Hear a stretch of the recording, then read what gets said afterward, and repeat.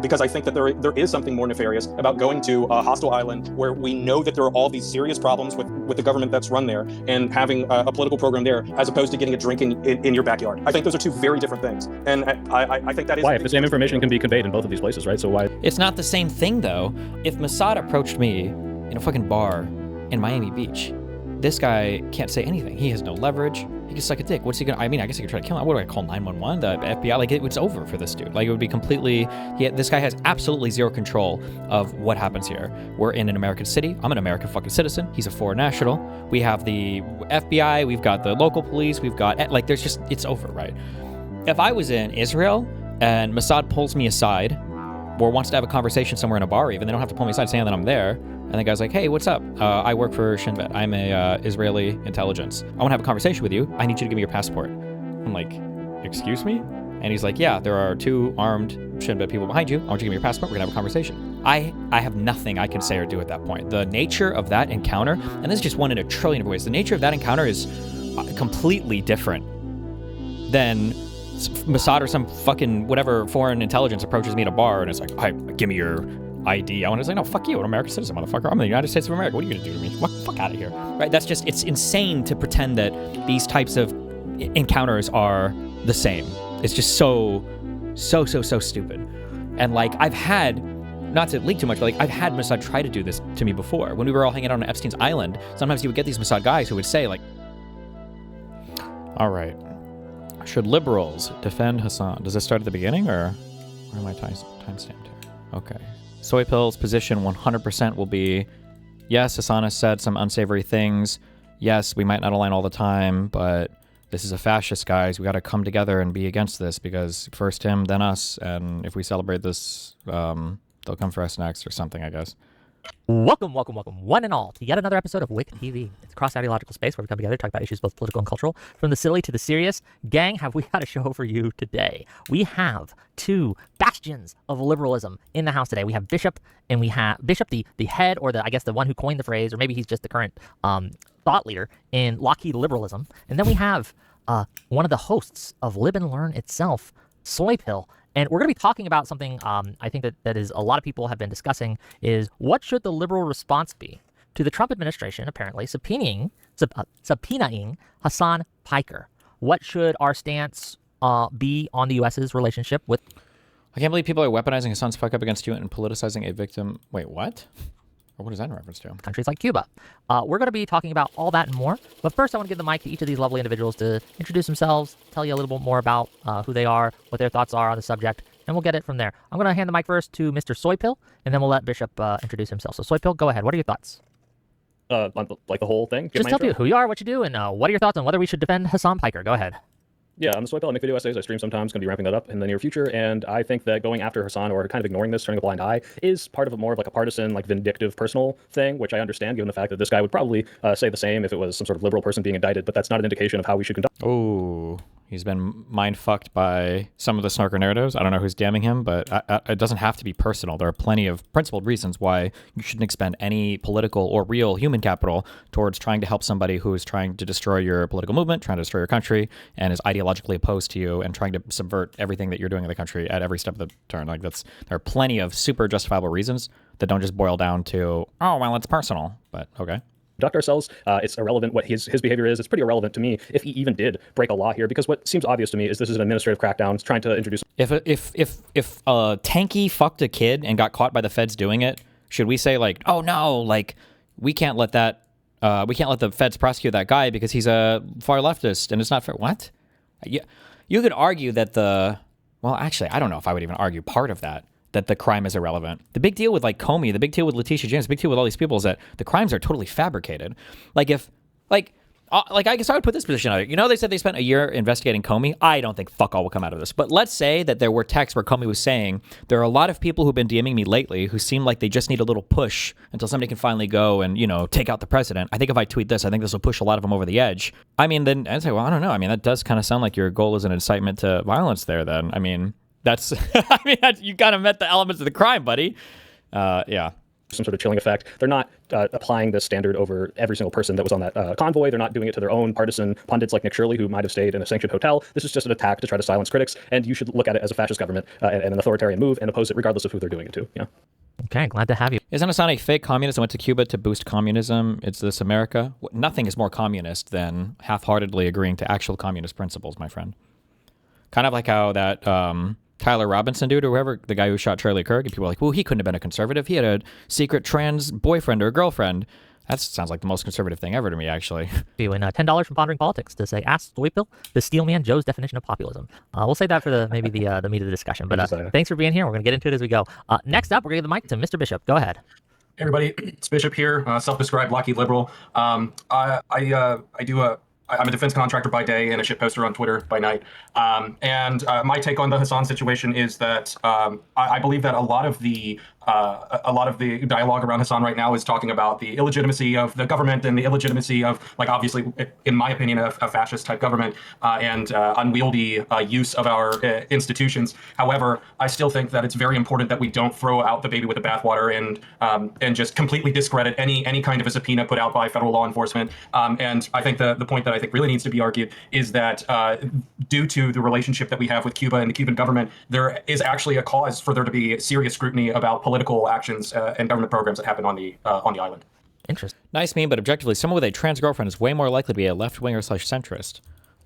In a vacuum, maybe, but a person who was born and raised in Utah as a white Mormon who is conservative for at least 21 years of their life? I don't know about that. I don't know the answer to that. It's definitely not enough that I would just instantly assume one way or the other. It's certainly not dispositive. The fact that he had a trans girlfriend means he was a radical left-winger. Interesting. Okay. And with that, I guess we'll get into it. Can you give us maybe elaborate a little bit more on that? Serious cause. Do we think that the subpoena may be legitimate? What are your thoughts on that? Go ahead.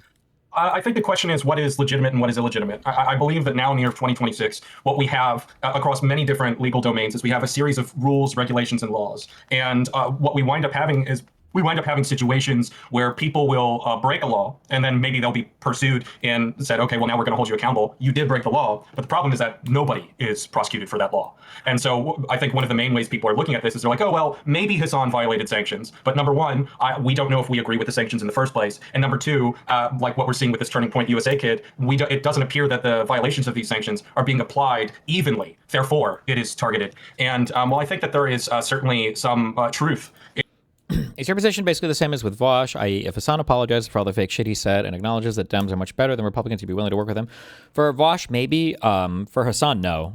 Hasan is not. Hasan is a subversive element trying to destroy really the entire United States, but like starting with the Democratic Party. Hasan is like a much more evil element than Vosh is, who's just, I don't know, ideologically a little retarded. He's not stupid. Vosh is not a stupid person, but like Hasan is far more intentional and like malicious in terms of how he operates than Vosh is.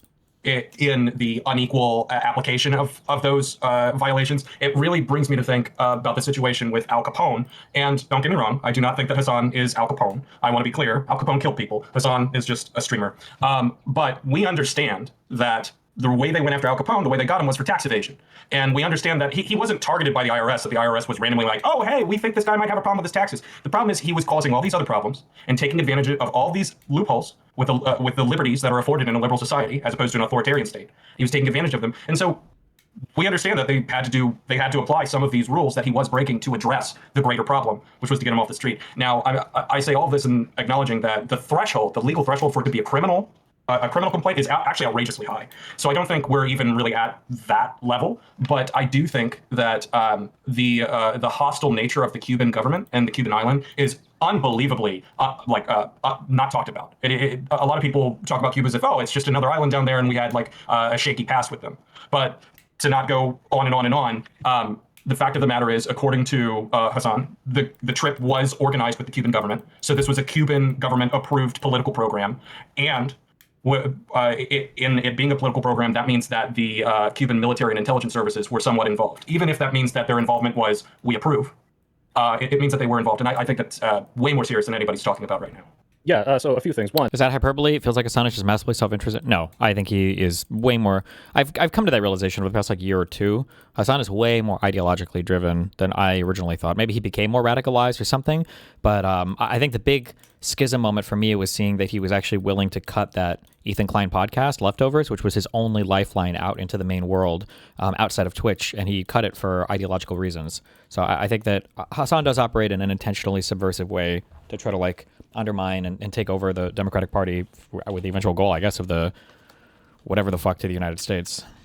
my understanding is not only did he approve this with the Cuban government, because no fucking shit, you have to let the government know before you take a giant ship full of 20 tons of supplies and drive it up to their border. So of course they let them know. He also went through OFAC, the Office of Foreign Assets Commission, or whatever that stands for. So he went through the same government that is subpoenaing him right now. So the idea that this is like some Cuban coordinated back deal to subvert American interest is pretty ridiculous to me. The second thing is this subpoena isn't alleging a crime even. It's just, hey, let's go after you by looking into you, assuming that you did something bad, but we're not sure yet, which is very clearly like, let's, try to investigate this person to produce some sort of chilling effect. And third, you did this whole Al Capone thing. Well, what's the Al Capone equivalent that Hasan is doing right now that is like, well, this guy's doing something illegal that we can't get him through, and it's a loophole, so let's go after him. The thing he's doing is talking shit about the government. He's shitting on Democrats, he's shitting on Trump, and you can not like that, and that's fine. I don't like some of the stuff he says. In fact, I don't like a lot of the stuff he says, but I would never say, and this is why we need to find some sort of legal loophole. Like, so subpoena is not a charge. It's just they're just looking for evidence. It's part of like gathering evidence in a criminal investigation or in a civil case. That's normal. The thing that Hasan is alleged to doing is coordinating with a foreign government for purposes of anti-U.S. propaganda, which he did do, actually. And I don't think that's okay. And I do think people should fall for that. I wish Republicans would too, but they're obviously not going to go after their own. But hey, look, he went 55 in a 50 zone. Let's lock him the fuck up. That doesn't justify it. So what do you think justifies what he's doing right now, that the Cuban government colluded with him to subvert American interests? There's some sort of insane, like back deal here that you think is actually worth arresting this person over, or what he's doing outside of this, that this side, not real like thing, but this like side project to arrest him is worth arresting him over.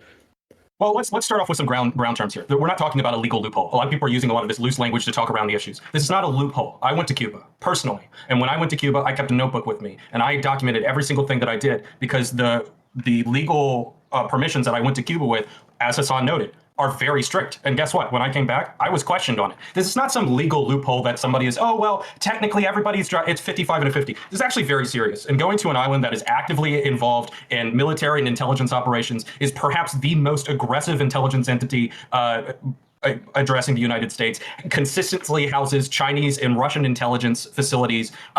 This isn't a joke. And by the way, to put this into comparison, because like I said, we keep on talking over Cuba like, oh, it's just like some interest. It's just some interest. If somebody went to Russia and started spending money at Russian military-owned premises, and then they came back and they said, hey, we're going to look into whether you violated any sanctions, I don't think anybody would be freaking out about it. In fact, I think most people would be saying, hey, wait, what? You spent money at a Russian military organization? Maybe we should look into it. And like you said, I think it's right. Number one, from my perspective. Look into it for what? What's the risk here? To see if well, I think the risk here is that he is collaborating with Cuban intelligence apparatus. I mean, one of the main things that he said when he and one of the main things we were talking about that he said was that the Cuban government reached out to him through an intermediary about having consistent internet access. So what is going on with him having consistent internet access and consistent power access on an island in the middle of a blackout? Was that a military network? actually, I'm fucking retarded. I didn't even consider all of these questions, and these are all actually really good questions, right? Like, we make fun of Witkoff and everybody for showing up with a Russian assigned translator, or for people going to other countries and not being careful of their surroundings. Who's to say what network Hasan was operating his computer on? Was it even his computer? What was provided to him? Like, it is a very aggressive thing to be openly like a communist, which also aligns with the main political party of an adversary to the United States that we're actively sanctioning. There's a lot of questionable stuff there. Was that a military generator? And if he was on the military network, what if all the FBI wants is possession of his laptop? Destiny, I promise you are not prepared for how dumb Soy acts during this debate. Uh-oh. To start going through the records of getting to the bottom of the details of that military military internet network. There's like 20 dozen different things here. And Hasan himself has said, and this really seems to be the case, he is not the target. He doesn't think he's the target. I don't think he's the target. It seems like Code Pink isn't even the target. It seems like the target might be whoever the main financial backers are of Code Pink. And to sit here and say that an intelligence agency has absolutely no interest in a series of influence operations that are addressing ongoing military conflicts. I don't understand how we can sort of live in that world where it's just like, oh, why would the FBI interest? Why is he even defending? Hasan here. There are no strong liberal personalities that have their own network to defend themselves. So then there's no backstop on how far left you can go. And then a lot of like lib people, as a result of a lack of that backstop, end up being further left than we're, especially online, than like the mainstream lib opinion is. And then all of these things kind of bleed into like everybody just, all the lib left people who are further left than the super center or far right lib left people end up just becoming massive commie defenders for, I don't know, for stupid reasons. That's the best I can think of. Be interested. Of course they're interested.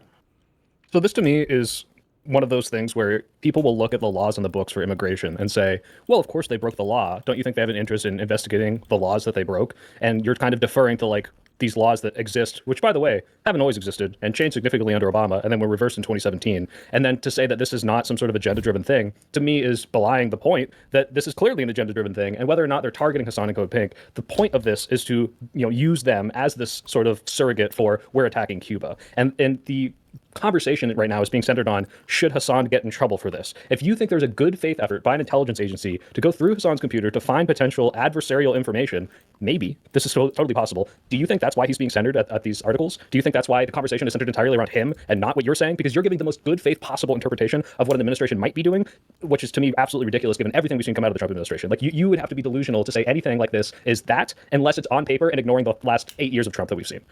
Well, one of the things that I when I listen to you and a panel of people speak about this on Live and Learn, I noticed that everybody's initial response was, well, this is coming out of the Trump administration, so we immediately need to completely discredit it. And while I think that large political things coming from the Trump administration warrant serious scrutiny, they warrant seriously going back over some things, I think it's utterly ridiculous to live in a world where we don't like the president, so we're just going to discredit literally everything that happens from the government, period. Because there's no real difference. Did I ever say that? I mean, that's essentially your argument. You said that I've got to be delusional to what information do you think that they'll get out of Hasan's laptop that they couldn't get through the entire military intelligence apparatus that they're already doing with spying, intercepting communications? Why do you think they're subpoenaing specifically Hasan and Code Pink? And why do you think these... Well, that's part of it. I mean, subpoenas and the DOJ and like the FBI are technically part of this, right? I mean, okay. People are the ones being highlighted by Fox News, which, by the way, happened before Hasan or Code Pink have confirmed they even got a subpoena. So this is a sensationalized article to try to get ahead of something that might not have even happened yet. Maybe it's going to happen, or maybe it never will happen, but let's just say it will. This is meant to drum up hey, look at these left-wing people sentiment, clearly, right? Yeah, absolutely. Yeah, so one of the things that we're talking about here is like, is this politically targeted? And it reminds me about conversations when people talk about terrorism. Oh, well, it's such a political thing about what is terrorism and what isn't terrorism. Well, terrorism by definition is political, so of course it's political. So this dialogue about like, oh, well, the only reason they're targeting Hasan is because he went to Cuba, because there's a huge military confrontation with Cuba right now. And it's like, yeah, that's how things work. When you No, hold on. That's not what I'm alleging. I'm alleging they're going after Hasan because he's a left-wing streamer, not because he went to Cuba, right? Nick Shirley went to Cuba. He went to a sanctioned hotel, and they're not subpoenaing him, to my knowledge. For sure. And I think it's very clear that they are not going after Nick Shirley because Nick Shirley is friendly to the regime. But they are not going after Hasan just because he's left-wing, because if they were, they'd be going after every single major left-wing commentator that didn't go to Cuba. They're going after Hasan because he's connected, he's low-hanging fruit, he's connected to Code Pink, who has outrageously nefarious... What do you mean it didn't go to Cuba? That's the whole reason they're able to have this excuse to go after them. They're going after other people that went on the flotilla or the convoy that went to Cuba, and they're using that as an excuse. Obviously, it's not irrelevant that they went to Cuba, but this is what they're using as the like, oh, and this is why we're allowed to go after you, right? Just like your example with Al Capone, where it's like, well, you did this tax law, now we have an excuse to punish you, to make an example of you, right? Yeah, and absolutely. I think, I don't understand where the confusion here is. There's sort of like some allegation that something nefarious is going on because people collaborated with the Cuban government and, by definition, with how it works, the Cuban military and intelligence apparatus to go on a political trip for the purposes of politics, and then they're being investigated upon it. In what world? I mean, honestly, it would be a miscarriage of justice if they weren't investigated for it. And I would apply that over to the turning... I just don't know this guy's name. Nick Shirley? Or no, a different guy? Or was Nick Shirley the one that went? Brian Grimm went. I'm pretty sure the Code Pink went. I don't know what their name is affiliated. I know Nick Shirley went on a separate trip. Yeah. Isn't Nick Shirley the one that he was in the hotel and he was like, oh, the Cuban intelligence officers are following me and I have to hold myself up, and he like left early or something? Maybe. I didn't watch the video. He's the one who's mentally disabled. Yeah. Well, that's, ever since Charlie Kirk, it's gotten really bad for that crowd. But yeah, no, I mean, and I think that's a really huge difference. I was going to point on that is that I thought it was the Brillin guy. Who's the Charlie Kirk replacement? He's got Brylan Hollyhand, you're talking about. Brylan Hollyhand. Yeah, I thought it was Brylan Hollyhand, but maybe it was Nick Shirley. But yeah, so whoever that little pipsqueak, conservative pipsqueak was that went, their experience was overwhelmingly different from the Code Pink experience. Their experience was that they had to lock themselves in their hotel, which, by the way, it seemed like it was the sanctioned hotel, so it seems like he violated that as well, and hide there until he could leave. And you want to know the reason why his experience was different? Was because he wasn't on a government-sponsored, military and intelligence-approved propaganda trip. And so, Wait, I think that do you keep ignoring the fact that this went through OFAC? Like he had to get all of this trip approved through OFAC. Like the American government sanctioned this. Just because you get something approved, this is the dumbest. This is like a level 0 talking point. Like I could get a work visa approved to any country, go there, and still do illegal or bad things. I can't just say over and over, well, they gave me a visa, they gave me a work visa, I got a visa, I did the ETA thing for the UK, I got a visa. Like this doesn't matter at all. You can get a trip approved for some reason, but then you're still doing illegal things that would cause criminal suspicion later on. Like it's totally unrelated.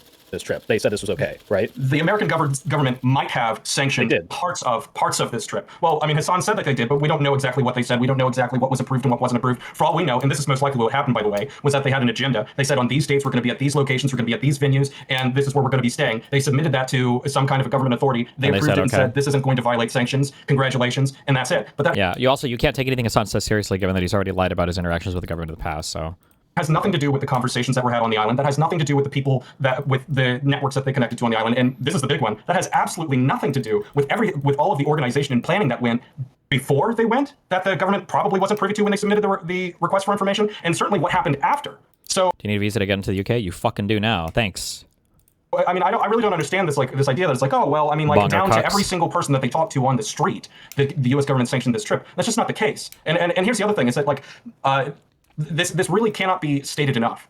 Cuban intelligence is outrageously sophisticated. It is outrageously active. It did not curb its actions after the fall of the Soviet Union. There's this great BBC article I have with an interview with a CIA agent that focused primarily on counterintelligence, and through much of their career, they focused on Cuba's DGI, which is their intelligence agency. And they say very clearly, actually, the Cuban intelligence apparatus is significantly more robust than the KGB ever was. It's significantly more robust than the Russian SVR, which is the spiritual successor of the KGB. And so the idea that we're going to have this Cuban government-approved, certainly political program, I have no idea how true any of that is, but on the island, and that the Cuban intelligence wouldn't get involved at all. It's strange. The main question is, how involved did they get?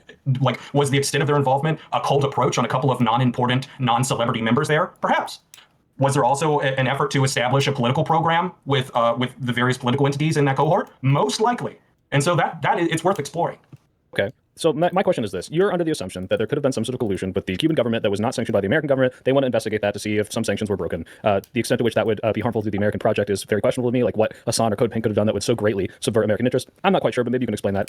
But this is, again, I think this is a little bit of a revealing. Like, well, I don't know. Could commies or socialists really do anything bad in America? Even foreign communist government? Like, this is just like I feel like we grew up in the U.S. hearing so many...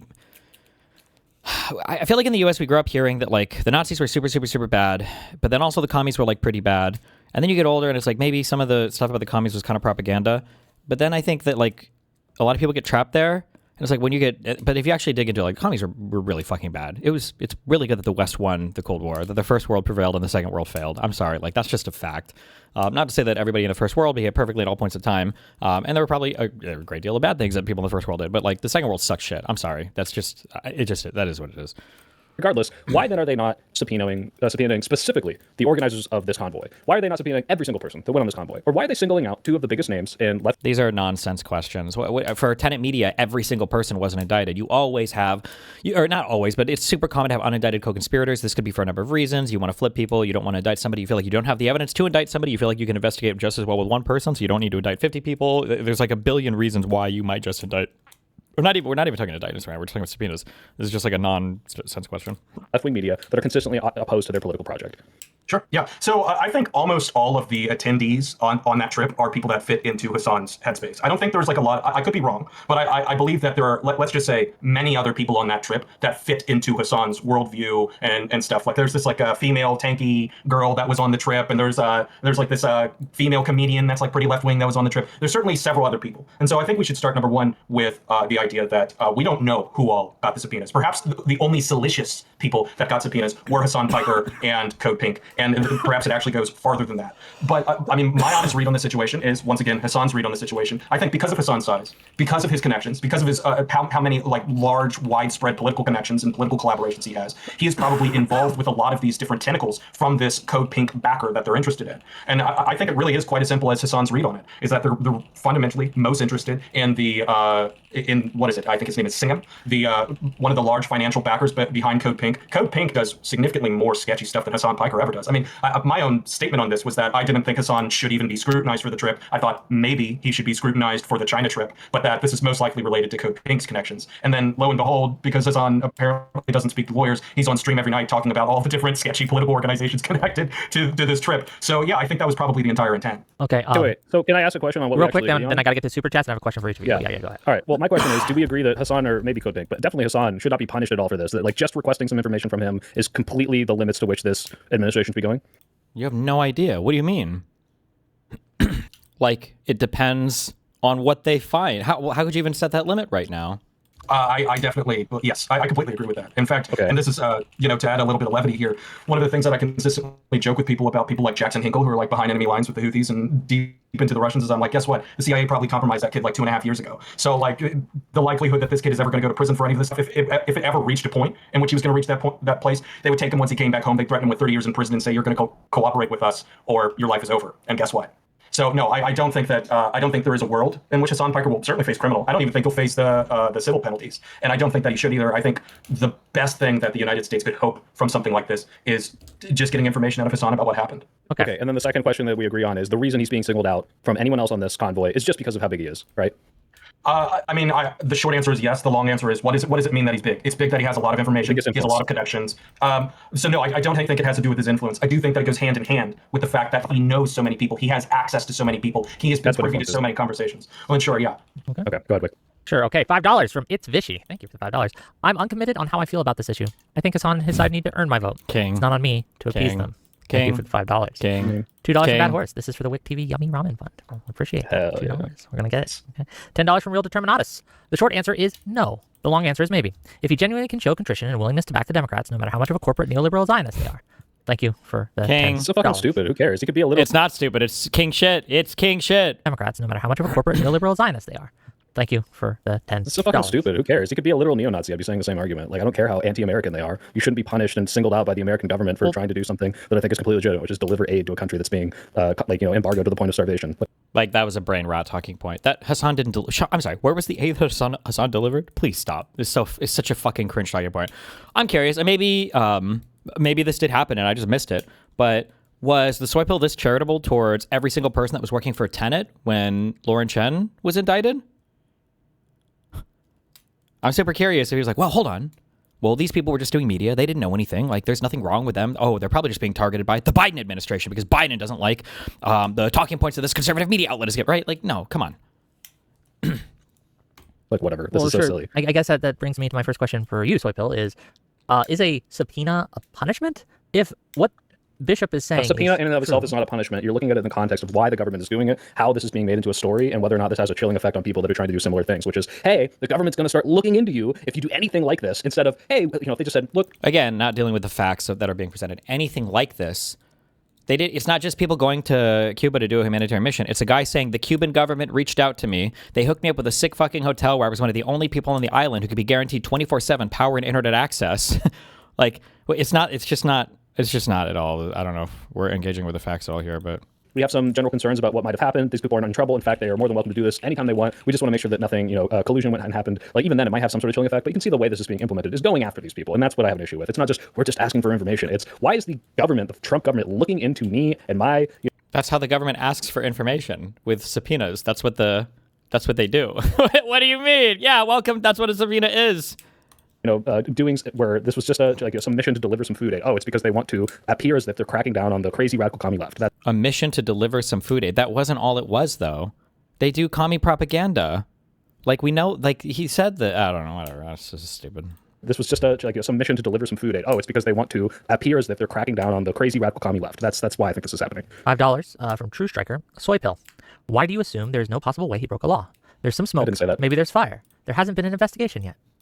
I think there's a fair good chance that he broke the law, right? I think you violate sanctions if you give money to unapproved Cuban businesses. So if you bought a fucking sandwich from the wrong vendor, that might technically be breaking the law. What I think didn't happen is some crazy extrajudicial collusion that subverted American interest instead of, this guy might have gave some money to a business that wasn't approved. Really? The guy who went on a massive propaganda trip to fucking China got a little red book from his Chinese approved state sponsored guide to take him to exact areas? Or what else? He gave that speech was it in Doha? in Qatar. I don't know if he got paid for when he went to, like, come on, like, wow, there's no way that there's some larger foreign person that's ever funding any of Hasan's stuff, right? Who fucking cares? In the same way, who cares if someone with 55 in a 50 zone? But they're using that, like the Al Capone thing, to crack down on these sorts of people. That's what I have an issue with. Not, hey, maybe he did break the law, but I don't think that law is something that is enforced. There's a disparity by which it's enforced clearly with the Nick Shirley thing. It's pretty irrelevant to me. Sure. $10. Go ahead. Well, I was going to say, I think one of the biggest problems in the way that we're even trying to discuss this is that there's like, let's just say, a completely intentional, inaccurate way of describing what was going on there. Yes, Hasan Piker did not go to Cuba to deliver aid. True. Hasan Piker went to provide a show for his platform, which was political by nature. If it was just about aid, it would have been done entirely different. He wouldn't have spent the entire time talking about the political nature between the United States and Cuba's relationship. He would have just talked about aid and all those things, and he would have intentionally kept it apolitical. How can you keep delivering aid apolitical? The aid needs to happen because of politics. That's Oh my God. a ridiculous statement. There's no such thing as apolitical aid. Why does the aid need to be delivered? Because of political hold on. sanctions Let me ask you this, for Soypil. 60 years. This is like, I don't know why he's even having this conversation. This is beyond like clueless. I don't know. I just don't understand. Do you think that there's a difference between me, like if I find out someone needs a little help and I DM them like, hey buddy, I heard you're having a tough time. Here's a hundo, right? I'm gonna give that to you. Do you think there's a difference between that and then finding out someone needs help and then bringing them on my show and making a huge production out of, I know that, buddy, I know that you've been going through all this, and don't forget to like and subscribe, gang, right? And look at how generous I'm going to be with my my meager means in giving this poor gentleman $100 out of my wallet, right? You see the difference between these two things? But first of all, I think that Hasan probably lost money compared to just doing a normal stream when he was here. So I don't think this was so that he could make more money. I think he's trying to bring attention to something that he cares about. Retarded. What a stupid. Like, this is the most immediately obviously stupid part. I hate that Hasan gets so much cover from people. I can't believe it. Where was Hasan promoting any of this on his stream for the weeks or months beforehand? Why wasn't he could have been doing so much more if he was actually trying to raise awareness? Like, oh my God, now that Hasan went, I know there's a blockade. Now I know there's an embargo because he went and he streamed there for 1 fucking day or 2 days. It's such a stupid point. I don't know why people give so much fucking cover to this guy. It's insane to me, dude. And the idea that, like, oh, it's bad for you to investigate and talk to your millions of people audience as to why this is happening, why I need to go deliver aid, why my buddy needs $100 is completely irrelevant. Like, why would this not be something that you talk about? Like, guys, I don't want to make this political. I just have to give aid to Cuba, but I'm not going to tell you why. I'm just going to go do it. Like, that's fucking ridiculous. Okay. $10 from Real Determinatus, and then I got a couple questions for Bishop when he gets his stuff back together. $10 from Real Determinatus. Soypil. Hasan advocates for exactly what's happening to him when it happens to liberals. True. He doesn't get to demand liberal support when he spends his life trying to subvert and supplant liberals. True. Yeah, like I said, Hasan's a huge hypocrite. You can watch him talk about, oh man, I hope they lock up Adam Schiff. You can say it's a joke. I don't really care if it's a joke. I think enough people in his audience don't think it's a joke. Maybe he would say like, oh good, the American government's going after Nick Shirley if like Obama had done this, right? I don't care. I don't care if he's unprincipled. I don't care if he's a hypocrite. Why should I change my principles because I don't want to see this happen to anyone? I don't know. There's no shortcut way through this. Like, this is like again, the dumbest possible argument ever. I just don't know I don't know how to get people through this one of like, well, I can't let the way that they act influence the way that I act. That's not true. That happens literally all the fucking time. If somebody is running towards your house with a firearm and they say, I'm going to come and kill you, you might shoot them first. Nobody would say, well, it would be unprincipled for me to do anything. If they haven't shot at me, why would I shoot at them? That would be breaking my principle. Like, you always adjust your actions based on how you perceive the other person will act with you. If there's a cat walking up to you on the street and the cat is like 5 pounds, I don't know how a normal fucking cat is, versus like a fucking lion or a cheetah, you're going to treat these two things differently because you think they're going to treat you differently. Like in every single part of our life, we are always responding to how we think that other people are acting. And this idea of like, well, if he's going to be totally unprincipled, he's constantly trying to destroy my political party, he's constantly trying to destroy my country, why would that change the way that I view him? What do you mean? Because he's a totally different actor at that point. Of course it would change the way you view him. What do you mean? Anyone. And if you're going to change your principles because this guy slighted you, then you're a little bitch. I'm sorry. Yeah, so you were, sorry, my computer crashed when you were asking how could you deliver aid in a non-political way. And I would say almost the entire world of giving aid is non-political. When you look at organizations like Red Cross and various UN programs, almost all of them have very strict rules and regulations. I mean, you can't even join the Peace Corps if you've ever worked in American intelligence, period. Just because your very presence in their organization would undo the whole operation. So the idea that, oh, well, there's only one way to do it, and it's a big political program, that stands at odds with the entire... You can deliver aid. Let Bishop finish. Let Bishop finish. Go ahead. I'm cutting to the chase. I'm agreeing with you. But okay. So number one, the idea that it's somehow ridiculous that he made it political because it's all political it just stands at odds with the entire world of giving aid. And number two, if you agree with the fact that it was political, then we can start from that point and start analyzing it from a political project that was approved by the Cuban government, and then say, was it that big of a deal or not? Which I think you could make a very real argument, especially when you look at how the Cuban government is positioned. I think there's a really good argument that I happen to disagree with, that it was a pretty feckless a political project that might have even only took place with certain parts of the Cuban government that have to do with places like diplomacy and things like that, as opposed to more aggressive and problematic parts of the Cuban government. I think all that is very realistic and very possible, but it is at least that. It is not just, oh, he's just a little employee of the Red Cross and this is all about going after the doctors. It's not that. Okay, so to be clear, obviously, you can not talk about politics when you deliver aid, but delivering that aid is always going to be political because there's a political reason why that aid is necessary. I don't know what this is like the worst. I don't this. I would just rather argue with somebody who's like pro. Well, I wouldn't say pro-Cuban regime because I don't think the United States should be doing whatever cringe shit we're doing right now. But like this disingenuous framing of like, well, if you're going to deliver aid, of course you have to espouse the evils of the West and the evils of America and how horrible and evil everybody in America is and how pure and righteous and awesome and amazing the Cuban government is and the revolutionaries are and how cool and amazing all of it. It's like there's no in between. Seriously, really? Okay.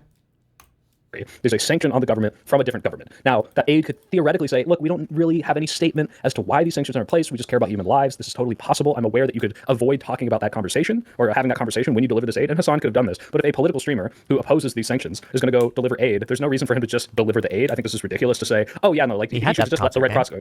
The reason he went is to bring attention to something that he politically disagrees with, which is, hey, these humanitarian aids are necessary because of these stupid fucking sanctions. That was his opinion, right? So if you want to say, okay, yeah, he could have done this apolitically, yeah, so yeah, that's what the Red Cross does to a degree. Sometimes USAID was doing this where it's like, hey, we're not really introducing American politics, but it was a effort of soft power, right? They're not telling you how to think. I didn't but mention no matter. Okay, well, I'm mentioning USAID. It's not. I'm agreeing with you. Yeah, I'm agreeing with you. Right. So the point is, yes, of course, you could technically not talk about politics, but the reason that these people go on this is to spread a message. But like, so what? Like, this aid is going to be political regardless. You're opposing a sanction. You're directly trying to undermine what that sanction is doing. It is political. Okay, Bishop, I have a couple questions for you. Let's go. Sure. So, one of the things you mentioned earlier is that we should view judicial actions by the Trump administration with some level of skepticism, and they should be kind of gone over a little bit with more scrutiny than we would from a more legitimate administration. Does not the fact that they have selectively, at least is what it appears, selectively issued these subpoenas give evidence and credence to the fact that they aren't actually after any sort of truth claim here, that this is, again, as Soypil said when they put it on Fox News, that this is merely the Trump's administration's version of basically making a big show of it in order to achieve their political ends. So they're not after justice. They're not after protecting our interests. They're making a show of it in order to hurt their political enemies. Does that not follow? A little bit, but it brings you to the question, when you listen to what's going on, when you listen to what they're interested in and who they're subpoenaing, what the fuck does Nick Shirley know about Code Pink's financial backers? What does Nick Shirley know about this billionaire that lives in China that is financing all these influence operations? What does Nick Shirley know about that? I mean, maybe Nick Shirley knows a lot about it, and therefore it is an injustice that he wasn't subpoenaed for this issue. But I don't think that's the case. So when we talk about, is it selective? Yeah, it's selective. I don't think Nick Shirley was involved. I don't think he had the permissions. I don't think he had the access. I don't think he had the information that this organization had, and I don't think it's what they're interested in. I mean, to add to it, like on the flip side, I think that what we could meaningfully see on the other end of things, which, by the way, we didn't see under Biden because liberals take this stuff a hell of a lot seriously than the ass clowns that we have in office right now, is we saw all of these big social media influencers. It turns out that they were connected to Russia, and it turns out that they were very deeply connected to a Russian influence operation. And instead of subpoenaing all of them, the Biden administration had the nerve, by the way, I'm criticizing this, had the nerve to say that they were victims, and they were caught in explicit lies where they were trying to communicate with these financial sources on Moscow time. And then they turn around and say, oh, I was trying to talk to him on Moscow time, but I didn't know he was Russian. The point of this... To be clear, didn't the Trump administration throw this case out once they got into office? Yes, it's utterly ridiculous. Administration they were investigating the Tenet Media employees, right? I'm blaming the Biden administration for not taking it as seriously as the Trump administration is apparently taking this situation in Cuba. And by the way, I think the Biden administration should have taken it a whole hell of a lot more seriously than this situation that we have in Cuba right now. But my point is, I'm drawing moral equivalence, and I am also pointing out the fact that the different political parties are handling them wildly differently.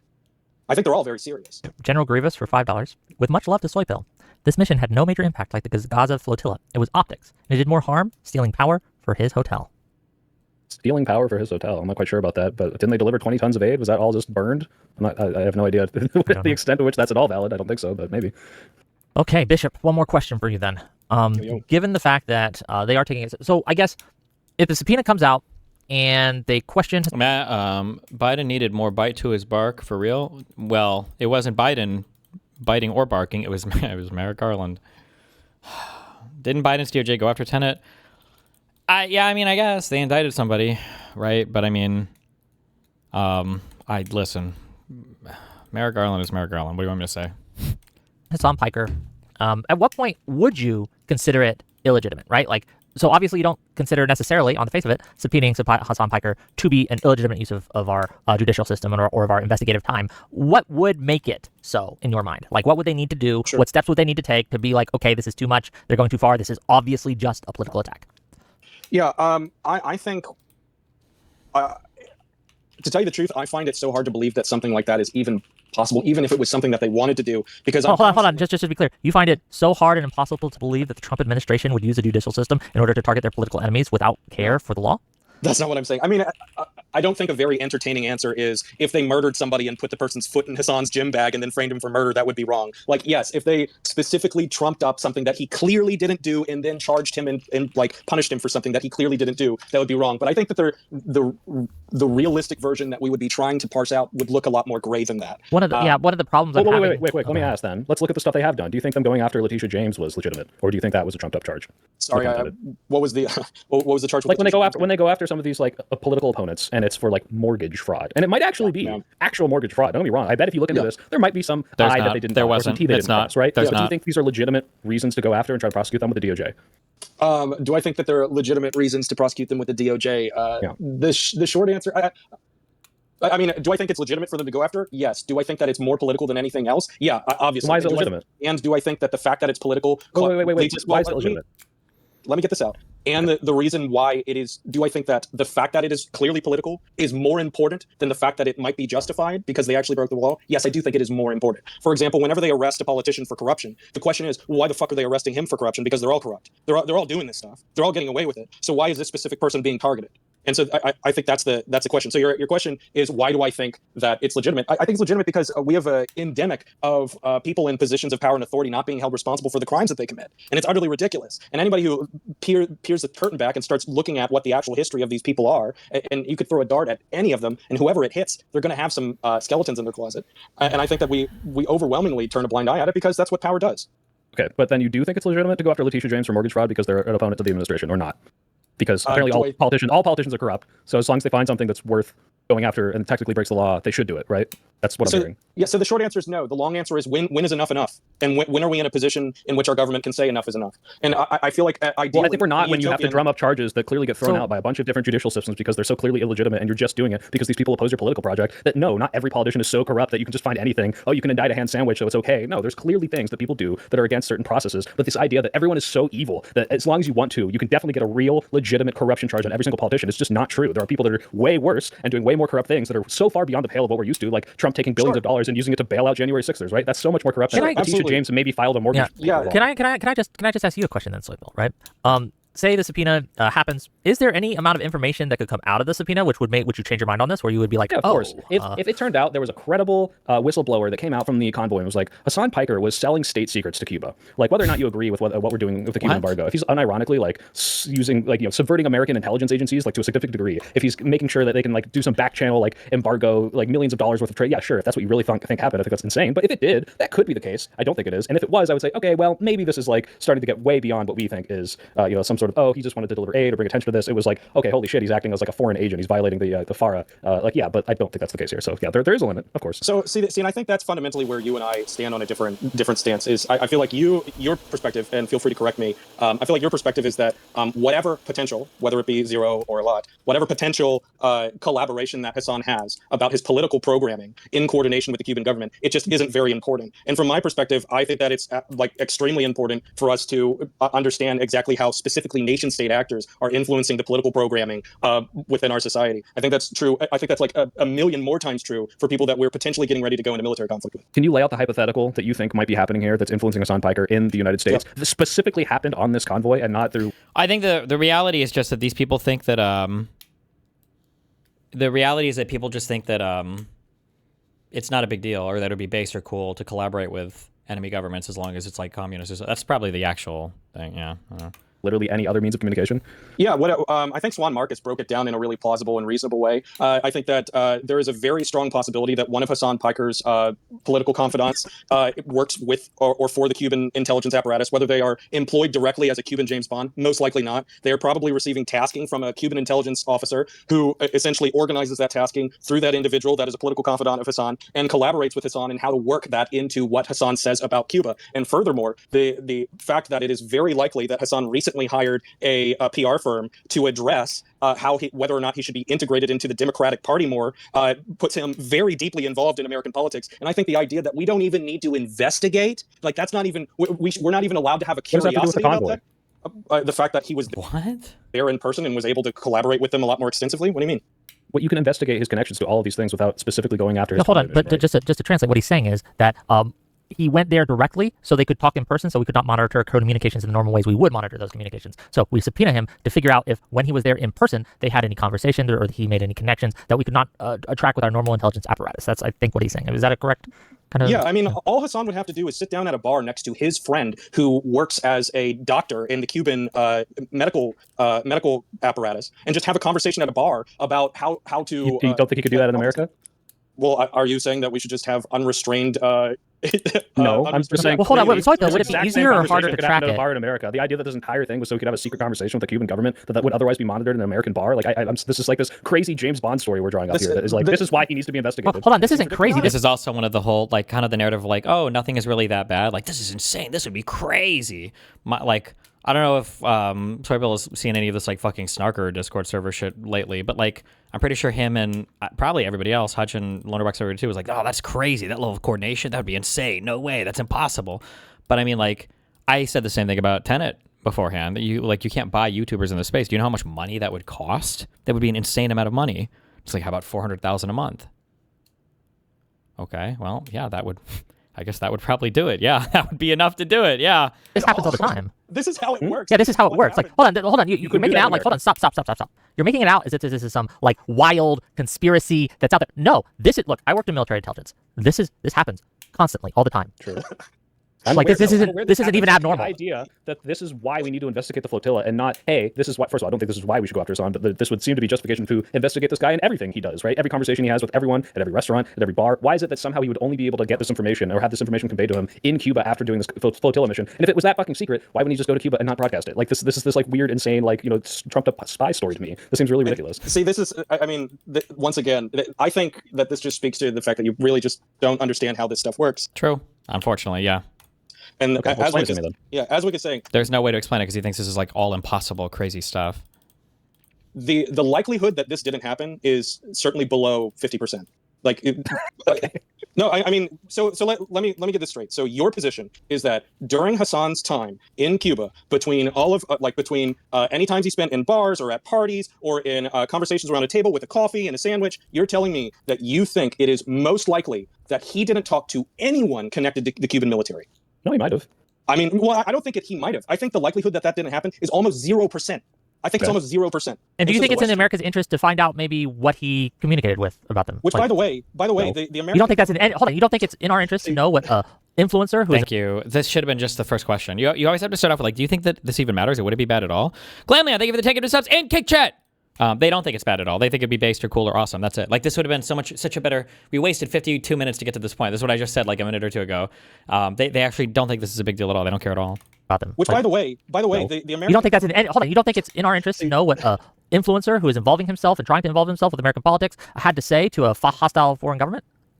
You don't think that's in America's interest at all? It depends on what information you think is being conveyed. And well, how would you know that without investigating? Still, again, trying to find out the distinction between him doing this in Cuba and getting the exact same information from any other contact that the Cuban has in America. I'll tell you the difference. I think the difference is that our laws have created a way in which we legally and societally find it a lot more acceptable to investigate things that people do overseas than the things that they do in their backyard. I think that people, because I think that there is something more nefarious about going to a hostile island where we know that there are all these serious problems with the government that's run there and having a political program there, as opposed to getting a drink in your backyard. I think those are two very different things. And I think that is... Why? If the same information can be conveyed in both of these places, right? So why... It's not the same thing, though. I'm going to feel way differently, and we're just... It's okay.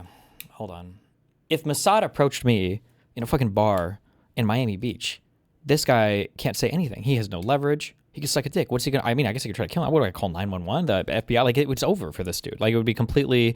This guy has absolutely zero control of what happens here. We're in an American city. I'm an American fucking citizen. He's a foreign national. We have the FBI. We've got the local police. We've got... Like, there's just... It's over, right? If I was in Israel and Mossad pulls me aside or wants to have a conversation somewhere in a bar, even they don't have to pull me aside saying that I'm there. And the guy's like, hey, what's up? I work for Shin Bet. I'm a Israeli intelligence. I want to have a conversation with you. I need you to give me your passport. I'm like, excuse me? And he's like, yeah, there are 2 armed Shin Bet people behind you. I want you to give me your passport. We're going to have a conversation. I have nothing I can say or do at that point. The nature of that encounter, and this is just one in a trillion of ways, the nature of that encounter is completely different than Mossad or some fucking whatever foreign intelligence approaches me at a bar and it's like, give me your ID. I want to say, no, fuck you. I'm an American citizen, motherfucker. I'm in the United States of America. What are you going to do to me? Fuck out of here. Right? That's just, it's insane to pretend that these types of encounters are the same. It's just so stupid. And like, I've had, not to leak too much, but like, I've had Mossad try to do this to me before. When we were all hanging out on Epstein's Island, sometimes you would get these Mossad guys who would say, like, give me your phone. I need to make sure. Just joking. I think those are 2 government that's run there and having a political program there as opposed to getting a drink in your backyard. I think those are 2 very different things. And I think that is... Why? If the same information can be conveyed in both of these places, right? So why is one different? Well, I mean, the same information can't... I don't know if this guy's not as familiar with that. He says he's a Lockheed liberal. Does he actually work with Lockheed or whatever? It's clear he's thought about this stuff like decently amount before. Obviously more than the Sword Pill has, but necessarily be conveyed in different ways. There might be all sorts of sanctions against Cuban individuals. It might be very hard for Cuban intelligence to arrive safely in the United States in a range of... And if they are in the United States, they could be tracked. There's like 20 billion reasons why it's just such a different... like, imagine these people having to get to the United States. They'd have to sneak in. They would have to hope they don't get caught. If their cover is blown or compromised, there's a whole bunch of like potential things that could happen. Like both to the person themselves and to the foreign government involved, depending on how close the connection is. It's just like, it's a totally different encounter. It's so different. Face-to-face with somebody of that profile. I think that there might be people that... I mean, what kind of a question is that? I mean, we have outrageously serious filters for people that live in Cuba trying to get to the United States and vice versa. Like, of course, it's going to be easier for him to have access. Did not Trump literally reinstated like wet foot, dry foot. You get here, you're a citizen immediately. First of all, so if you just get on a fucking boat and step in Florida, bam, you're an American citizen. Did Trump really do that? Reinstate that? I thought we didn't like illegal immigrants. I thought that was going under Clinton or something. I don't remember. It's a long time ago. Go talk to Hasan now. But also, what he can't just signal like the intelligence community. If you're a Cuban and you get here illegally, you're considered a U.S. citizen. Oh, actually, it would make sense if Trump were to reinstate this because I guess we hate communist Cuba or whatever. I'm not sure. The value someone in America and be like, all right, there you But also, wet foot, dry foot is talking about illegal immigrants coming to the United States to get citizenship from Cuba. That's way different than like foreign intelligence coming in to talk to people. But I mean, I guess they could sneak in that way. Talk to Hasan now. But also, what he can't just signal like the intelligence community. What would be the value? Someone in America and be like, all right, there you go. There's information to the video. But he had to go all the way to Cuba to get this in a bar. Yes, because a lot of Cuban officials, if they were to come to the States, or first of all, let me just tell you this. Hold on, just listen, please. If one of these Cuban military officials or government officials, if they're communicating electronically, we got that. We're going to track it. There's ways we can find out what's being said, how they're saying it, who they're saying it to. We can listen in on their conversations. We got that, okay? In a very real way. So hold on. Let me finish. I'm questioning. I'm just to clarify. Yes. There's no way for them to hide any internet communications. It's much harder. It's much more difficult. I won't say there's no way, but it's much harder, much more difficult. Even that's why a lot of the important conversations these people have aren't over electronics. It is face-to-face. And it's much easier and safer to arrange a face-to-face meeting in your own backyard, in a place where it is the hostile nation's territory. And I think that it is in America's interest. And why is it safer? Because I want to... Really? Why? Be clear, I came into this conversation on Hasan's side here, being like, this subpoena seems wildly crazy, like this is way too much. But the argument the Bishop's making here is just true, right? That it's worth asking all of this the question. Is technically possible. What did you talk about? Technically possible. Who did you talk about with? How long did you have this conversation? Why is it safer, Wick? Why is it safer in Can I paint Cuba? a picture real quick? No, somebody needs to answer that. Oh, God, I hope, please. I hope that one of these two can explain what I just explained. It's such a different experience. It's so different. It is I cannot explain how little I would give a fuck if some Russian operative or whatever was in a bar and was telling me, I want to ask you some questions. Like, suck my fucking dick. Versus being in another country where any federal or national, whatever level intelligence or officer could take your passport and you're fucking in no man's land. Literally, the only thing you have to protect you is the fact that you're a U.S. citizen and you better hope that no crazy fuck shit happens. It is such a different experience. Because in America, we have the ability... Okay, that's just how signal intelligence works. We have the ability to track. We have assets in place that can follow these people. If we track who comes into the country, and if they send one of their agents into the country, we know who most of them are. We can track them. We got people following them. We got all these spy shit, right? That's what we do. It's not a movie shit. Like, we have much less ability to do that in hostile territory. We just have less ability to project our intelligence and gathering. Right. We might not have the ability to record stuff. Yes. So what would then subpoenaing Hasan do? Well, Hasan probably, I would say Hasan is pretty happy with what he has going right now. And he is pretty happy with his own political programs that he has going right now. And if I had to guess, I would bet Hasan doesn't feel the need to get involved with any kind of dirty political programs that he doesn't want to. I mean, he's a millionaire. He's doing very well. It seems like his career is going largely in a positive direction. I would wager it is not in Hasan's interest to become hoodwinked by a hostile intelligence operation. And by the way, I really want to paint a picture. Well, but also, you keep in mind as well, people aren't just driven by clout or money. People can be driven ideologically as well. Communicating with somebody that wants to become a willing foreign asset or might think that there's something down the road there, you could definitely lean into a person and play to somebody's... There's a whole fucking model for this. It could be their sympathies for a situation. It could be their personal, egotistical, narcissistic idea, or not narcissistic, but like egotistical ideas of how they want to see themselves in the world. There's a million different ways you could play into that too. It doesn't have to be like we're forcing Hasan to become an asset or something. It could be he willingly wants to cooperate more, and they're giving him a better way to do it, and it's all on their home turf. They can control the information, the intelligence, surveillance, recon, everything else. Like, it's so much easier to do in your own backyard. He's a millionaire. He's doing very well. It seems like his career is going largely in a positive direction. I would wager it is not in Hasan's interest to become hoodwinked by a hostile intelligence operation. And by the way, I really want to paint a picture for you of just like a person that exists that might really explain to you what Wick and I are trying to say. So this is a person that certainly exists within Cuba, within probably all countries, but certainly Cuba. So there is a man in Cuba that is a doctor, and he has been trained in how to be a medical doctor. And on top of that, he was also trained within what we like to call medical intelligence. And medical intelligence is a specific application of medicine in which you are trained in how to use your position as a caregiver to use that authority over people into getting information out of them. A really good example of this is American Special Forces medics in Afghanistan, where they would be treating local farmers, and while they're treating their twisted ankle, they'd start saying, "Oh yeah, have you had the Taliban go through your backyard?" And typically the farmer would say, "Fuck no, I'm not telling you anything, they'll cut my head off." But because they're at a very weak position and they're being treated by somebody, they're going to be psychologically pressured into answering those questions. And so that man, as a doctor, he exists in Cuba, and he's been highly trained on this. He knows how to do it. It's his entire job, and there's many of these guys, and a lot of them are on head charts. They're on little documents and little files, and on those head charts, they are in sanctions lists. And when they fly to the United States of America, either one, they're denied entry because they're official intelligence officers, or two, when they arrive in the country, they immediately fall under surveillance. And so can we land the plane? And so we were scared of Hasan learning secret ankle twisting techniques to get out of Americans. What is the issue? This is just not a serious conversation. This person just doesn't think that Pill just doesn't think this is a big deal or anything could ever happen. And even if it was happening, it wouldn't be a big deal. So once again, I don't think that you're even trying to like honestly engage with he's not. Yeah. The nature. I have no idea where you're going with this point. I'm getting distracted. Well, you're like really concerned about like why on earth would spies be more active in their homeland as opposed to the hostile territory of the United States?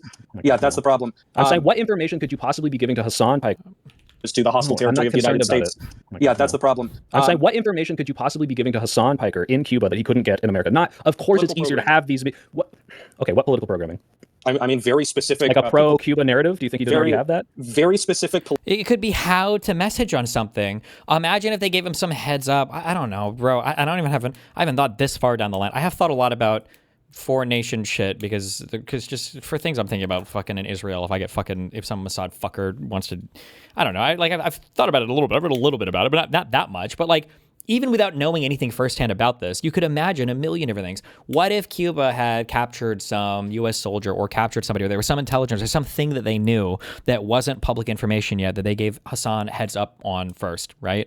What if Hasan staked out, the United States of America lost some plane here, some F-35 that we captured. What if Hasan knew that in advance and was able to craft some stream or some narrative around the idea that the United States is probably shipping, our own weapons to Cuba to help people and blah, blah, blah, blah, blah. And then imagine it came out that the Cuban government announced in 2 months, we actually do have an F-35 and the U.S. gave it to us, right? Well, Hasan just got a whole fucking boost of credibility there.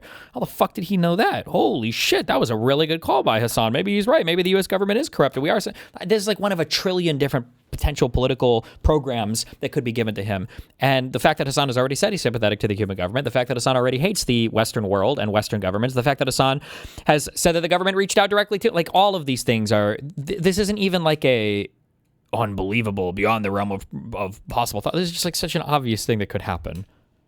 Political, very specific people to talk to, topics to talk to, and targets to hit at specific times for the purposes of intelligence. I mean, what if they were trying to get information out of him? What if they were trying to get information out of him regarding other programs that he's on? What do you mean, like what? Like what is? What do you think? Your lack of imagination isn't. No, I don't lack imagination, but to be clear, it's not like these people just don't like. And to some extent, I also love these people too.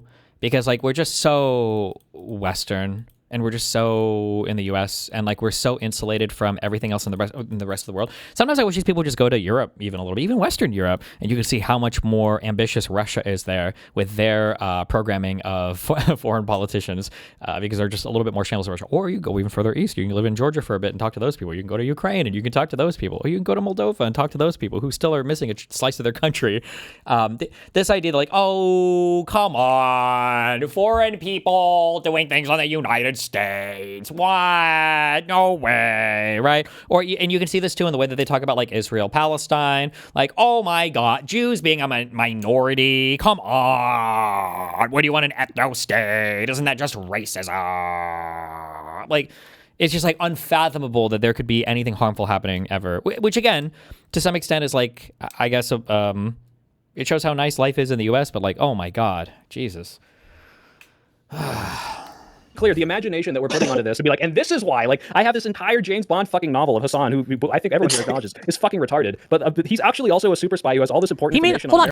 Like James Bond novel. Like we watched Hasan Piker go to China, have his devices seized on his first fucking stream, given back to him.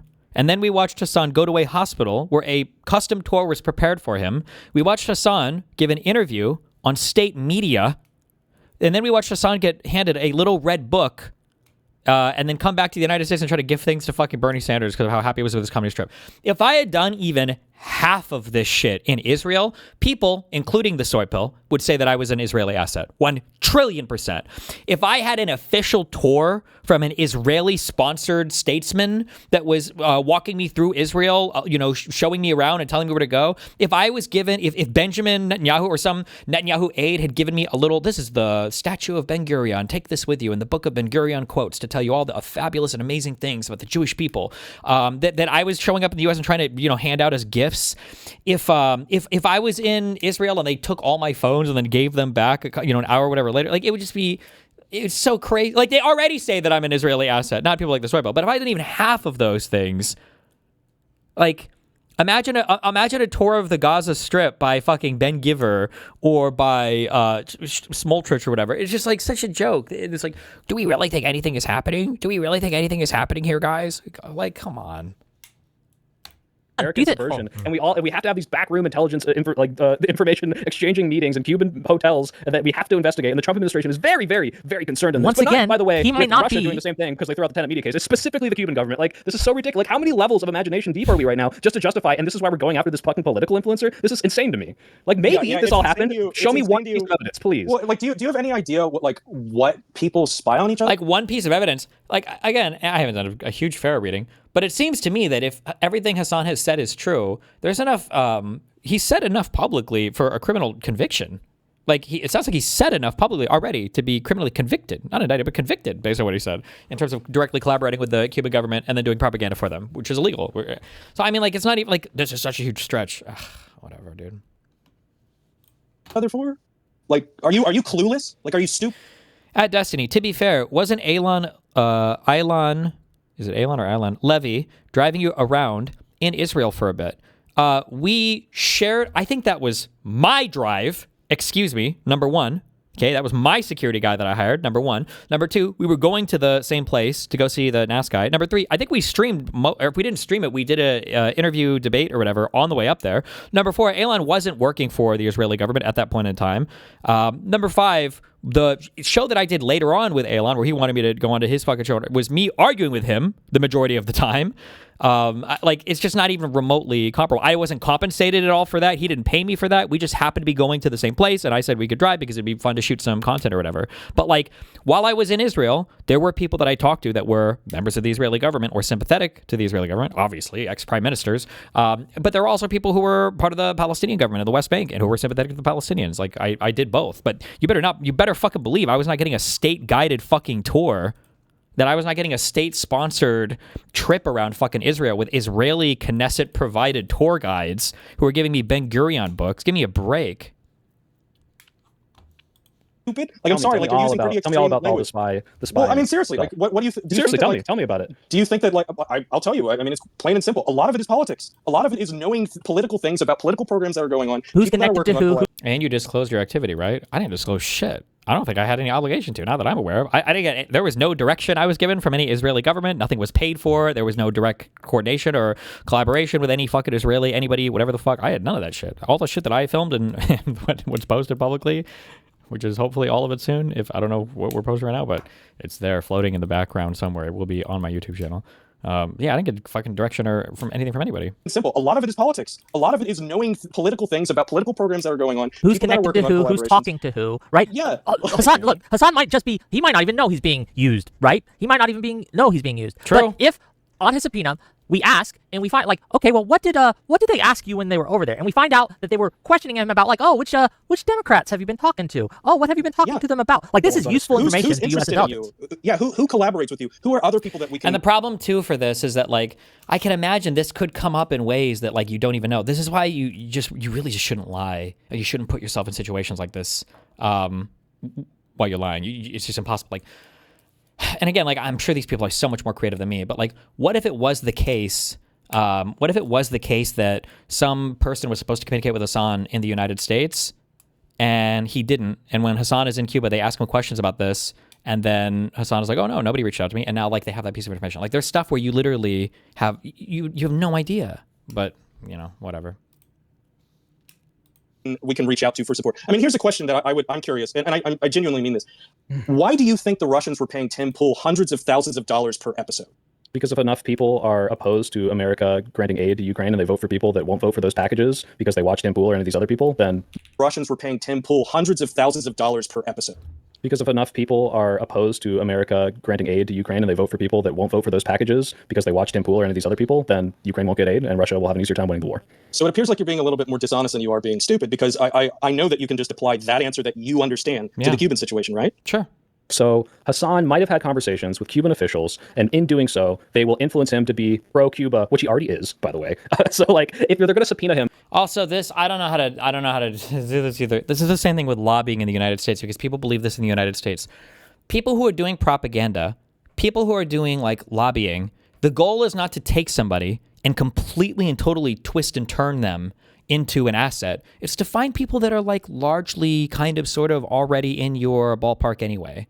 Right? Like that's like, bro, it takes so much work to flip somebody 180 and getting like compromising material and blackmail and all this shit. That's so much shit to do. And it's like, these people are not as reliable, I imagine, generally speaking. Whereas if you go find somebody who's ideologically already like fucking 95% of the way there, like you would fund and push those people more, right? When you could do that in a relatively organic-ish, like downstream organic way. You don't have to even do direct propaganda, you know? So they will influence him to be pro-Cuba, which he already is, by the way. So like, if they're going to subpoena, I would also say, I'm sorry, and I do this, and I'm fucking mind fucked on all of this. It must be all the age play I do. This conversation is still treating Hasan like a child, and is treating everybody in this situation like a child too. The real adult approach to all of this is, I remember saying this about the Tenet stuff. Like, let's assume that Tim Pool really legitimately didn't know.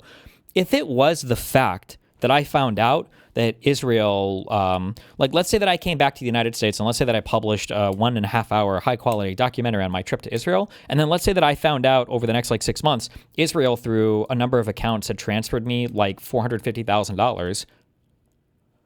I would go back and I would look at my documentary like, hold up.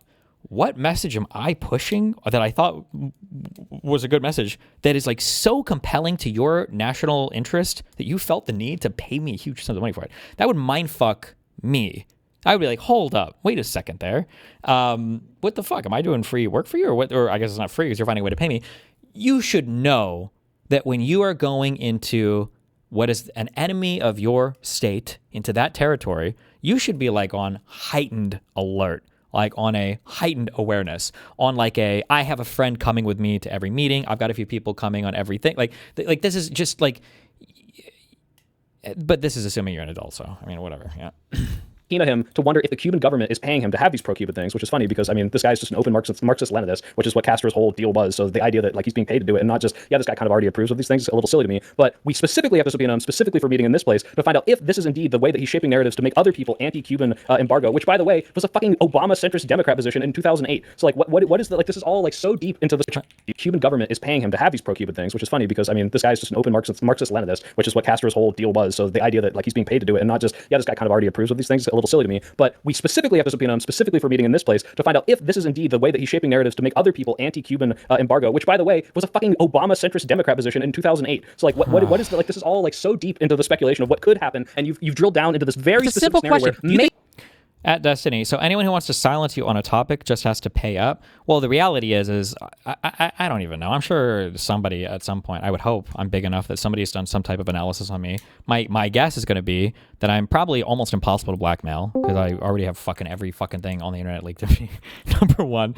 And then number two, ideologically, I'm probably pretty unreliable because I am oppositional as fuck. So I don't know if there's any country that would offer me money unless somebody was willing to offer me like $1 billion on it. Well, then fuck it. You know what? Maybe we will do propaganda for fucking Qatar. But I don't think I would make a good asset. Not a good winning one. I mean, maybe unwittingly somebody could fucking do something. But I don't know if Lauren ever put it in her fucking book. Maybe I don't know if we'll ever talk publicly or whatever the fuck or whatever. But I remember telling Lauren Southern a million fucking times. Like, I just want to let you know, if I catch wind of you ever doing some fucking freaky weirdo Russian shit, your ass is going right to the State Department, motherfucker. There's no way that I'm selling out my country for some fucking bullshit like this. This is never gonna happen. You didn't read her book? I did. I have it. Listen, I read like 6 chapters. Too, yeah. Okay. I read like 10 chapters. Yeah. Fuck. Somebody in YouTube chat put something, and now I'm not gonna find it. It was like ideologue to friend to something. Fuck. I'm not gonna find it. Oh. This guy, yes, turning friends into partners, turn ideological unity into financial unity. Yeah, you're not, again, when you're doing this propaganda stuff, I don't think you're generally looking for, like, Destiny shows up in Cuba and they're like, listen, we're going to get you to be a communist. It's more like somebody shows up in Cuba who's already, like, pretty on the Cuban side, like, listen, we really love and support what you're doing or whatever. Like, we just want to help out a little bit, right? It might be access to some people in the government. It might be access to some, like, workers. It might be some kind of financial support if you need it, but it's not. You're not trying to flip somebody. You're taking somebody who's like 95% of the way there, and then just like utilizing them a bit. You're helping them through it. Yeah. Mm-hmm. You're giving them like the means to do what they want. maybe it's in the American interest to find out. Where there's a much more obvious thing, which is, hey, the government really doesn't like these fucking people, and they're trying to chill affect them. And okay, maybe there's a justified reason, which, by the way, I already granted that there could be a scenario where this happens. But the level of speculation that you have to go, and you're like, oh, you're so incredulous. No, this could happen. But is that really why this is happening? You really think that there's like some sort of credible whistleblower, some sort of credible evidence that that's what's happening, and that's why we have to? It's so dumb because we're so stupid on both sides of this conversation. I do think that Trump is trying to tee up some fucking Cuban invasion shit, but like, oh, big time. But for Soypill to be so incredulous, like, kind of disqualifies him from having the conversation. If you're like, how is this even fucking possible? Like, nah, it's bullshit. Is that what You're not okay to. No. He doesn't think there's any possibility that Hasan could ever work with any foreign government. There's just no possible way. When this guy's traveled to fucking China, Qatar, and Cuba in like the same 3 months or whatever, and gotten payment from every country, that's just like, it's so fucking stupid. But whatever. Yeah, like some sort of credible whistleblower, some sort of credible evidence that that's what's happening, and that's why we have to go after Hasan. Is that what we're? We're not okay. To be clear, show me like a single, even like remotely to be close clear, to this. To be clear, justifying a the subpoena to get information that the U.S. has interest in is not necessarily going after Hasan. It is not necessarily an attack. It could be. I'll grant you that. I think that there's evidence that it might be so, right? But I think that hold on. I think that there is a very good argument that Bishop has made, and now I'm on his side, right? That there is absolutely useful intelligence that we could gather if we suspect, as probably is the case, Cuba is trying to influence our politics, or if, as I think Bishop said earlier, that there is another target that we want. We just want to know from Hasan, what questions did they ask you while you were there? And so that gives us puzzle pieces that we could use to put together to see how they are interacting with other actors. There's a scenario where this makes sense. I agree. Do you trust? But he thinks it's like impossible. Trust that the Trump administration is doing that in good faith? No, I just want to find out this. I do not. Cool. But I don't. If the Trump administration came out right now and said, "I'm subpoenaing Rick TV and Dylan Burns because they did something in Ukraine where they talked to people, they have connections with the Ukrainian government," do you think this would be a legitimate subpoena? They're just trying to. Well, if I went to China and a subpoena is literally like it's like a search warrant basically. That's what a subpoena is. Just like whatever, just like your information. Depends on what's being subpoenaed. It could be for it could be for chat logs. It could be for emails. It could be for I don't know if like a physical search warrant is called a subpoena. It might be, but like it's just I think it could be for you to testify or give a statement or something maybe. But I mean, if Wick went to Qatar and then the U.S. government wanted to subpoena and be like, "Hey, we think that you're working with them," I feel like it's understandable. I don't know. Yeah. And Actions with the Ukrainian government. Do you think this would be a legitimate subpoena? They're just trying to. if I went to China and I did a stream and met with Chinese government officials and I came back, hypothetical to be different from it what would I just asked. be it would Can you be answer my question, expected that they would question me. Yeah, I mean, I think Ukraine is not a hostile government. yeah, Cuba is. that's the problem. Like there's like a serious understatement of our relationship with Cuba. People talk about Cuba. Oh, it's just Cuba. Like no, like Cuba, they tried to host weapons to genocide us, man. Like they're continuing. Talking about the Cuban Missile Crisis. Exactly. The point is like you think this stuff doesn't matter anymore, and it does to the governments. Yeah, I mean that did kind of happen. I mean, why I don't know why you laughed it off, but whatever. It's because they don't care. I mean, like here's like Why do you think Obama tried to reverse all these things? because I think Obama was trying to lead things out of the Cold War era. There was that great reset where George W. Bush tried to reset things with Vladimir Putin personally. There's a major attempt to change these things and to bring things to the end. And yes, I do believe that that's the much better way to do it. I believe that the confrontational way that Trump is doing it right now, not only do I think it's bad, not only do I think it's just like a horrible way to go about it, I think the reason he's going about it is because he thinks if he does some kind of a major action with Cuba, it's going to be some kind of a good legacy for him. And I don't think he's just like hard-headed about it or stupid about it. I think he has this ulterior motive that he's like trying to annex territory or something, which is significantly worse than being stupid. So don't get me wrong, that's where I'm going with things. But I mean, essentially, I feel like you're trying to say like, oh well, Bishop, your perspective on this is like all this big time James Bondy stuff. But what I'm trying to tell you is that like from my perspective, your position is yes, the government has subpoenaed. They haven't charged him with anything. They've subpoenaed Hasan about this very let's say pesky trip to Cuba because it required a lot of documentation, right? Like anything where you're having to get things cleared with U.S. government, it's certainly going to be a little heavy. So they're going to inquire with him about this heavy trip to Cuba, and it's either because they think that there might be something that happened with the Cuban government that concerns the FBI, or the FBI is just being mean. When you say being mean, could you steel man what I'm saying on that second or? What do you mean being mean? Yeah, by being mean, you're like, oh, well, the whole point is for them to, by issuing the subpoena, effectively what it's going to do is it's going to apply a chilling effect so that other leftist streamers won't go on more Cuban government-sanctioned political programs to the island. And it's like, I don't know. I mean, that doesn't really strike me. Why didn't they do that to all the other streamers that were on that trip? Because they didn't. And some of the other streamers that were on that trip are pretty big. Ones. They picked the biggest ones, which was Hasan, right? Well, the biggest one who's the most connected voice. ones. Well, I don't know how big Code Pink is, but the biggest one. So why did they do Hasan and not the other people that are pretty big? That's my question. My answer is because they probably weren't at that specific bar with that specific intelligence asset. Do you know that?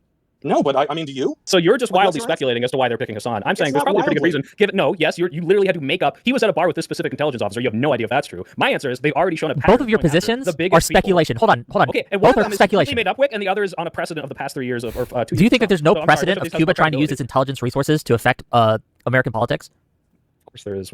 There's decades of it. Now say everyone. There's decades of precedent. Why didn't they try to do that with any of the other people? How do you know they What did? do you mean? He just said. Well, I don't. Maybe we should subpoena all of them. Why didn't we? Because there's probably why didn't we subpoena information Nick Shirley, that who they was in an know unsanctioned hotel that with? we don't know that No, might, they're it could subpoenaing with. possibly be. I am they know? granting It's you, so it much could easier to possibly have be these meetings just there, a right? political You don't know. persecution. Who That's could say? possible. But it's equally possible. I have just as much evidence that it is Just as much serious. evidence? Yes. Which is not much.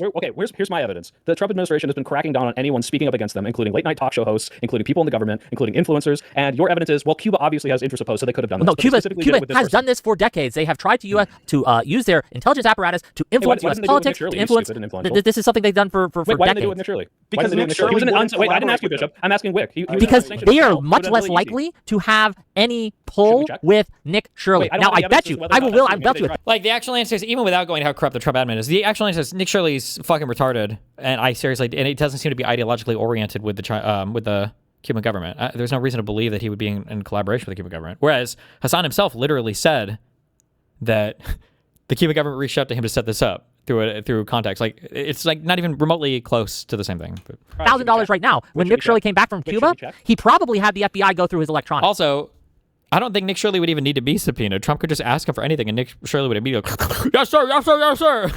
Right, just to see if they got Fuck, fucked. Nick Shirley might be a fucking government asset for all we fucking know.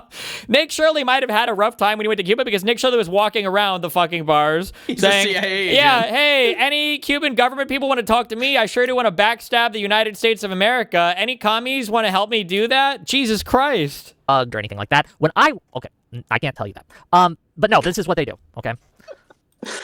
Yeah, I feel like and I feel like fundamentally this is what it comes down to, and this is what I hope you understand.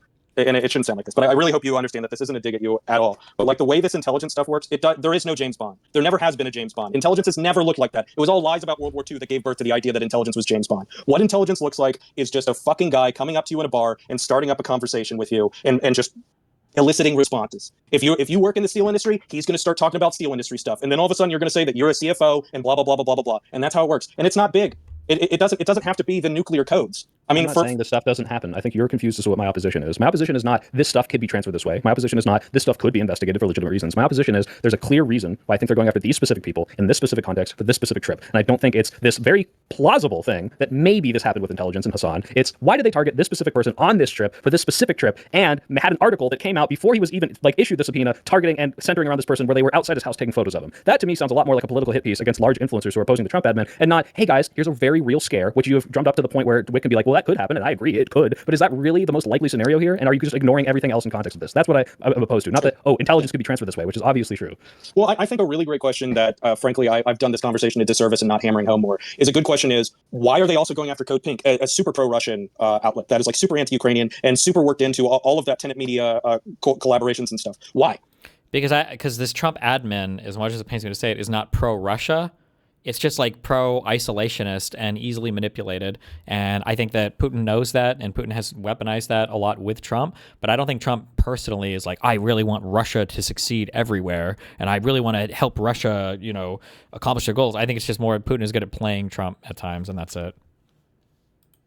I don't know that Code Pink worked with tenant media. Can you tell me about this? They didn't work with tenant media, but they share a lot of the influencers, and they share a lot of the programs, and they share a lot of connections to that space because they're politically connected through those veins of the, like, what do they say, the anti-war left in the context of Ukraine, right? Where it's like, oh, we're anti-war, we want to end the war, in parentheses, on Russia's terms. Okay.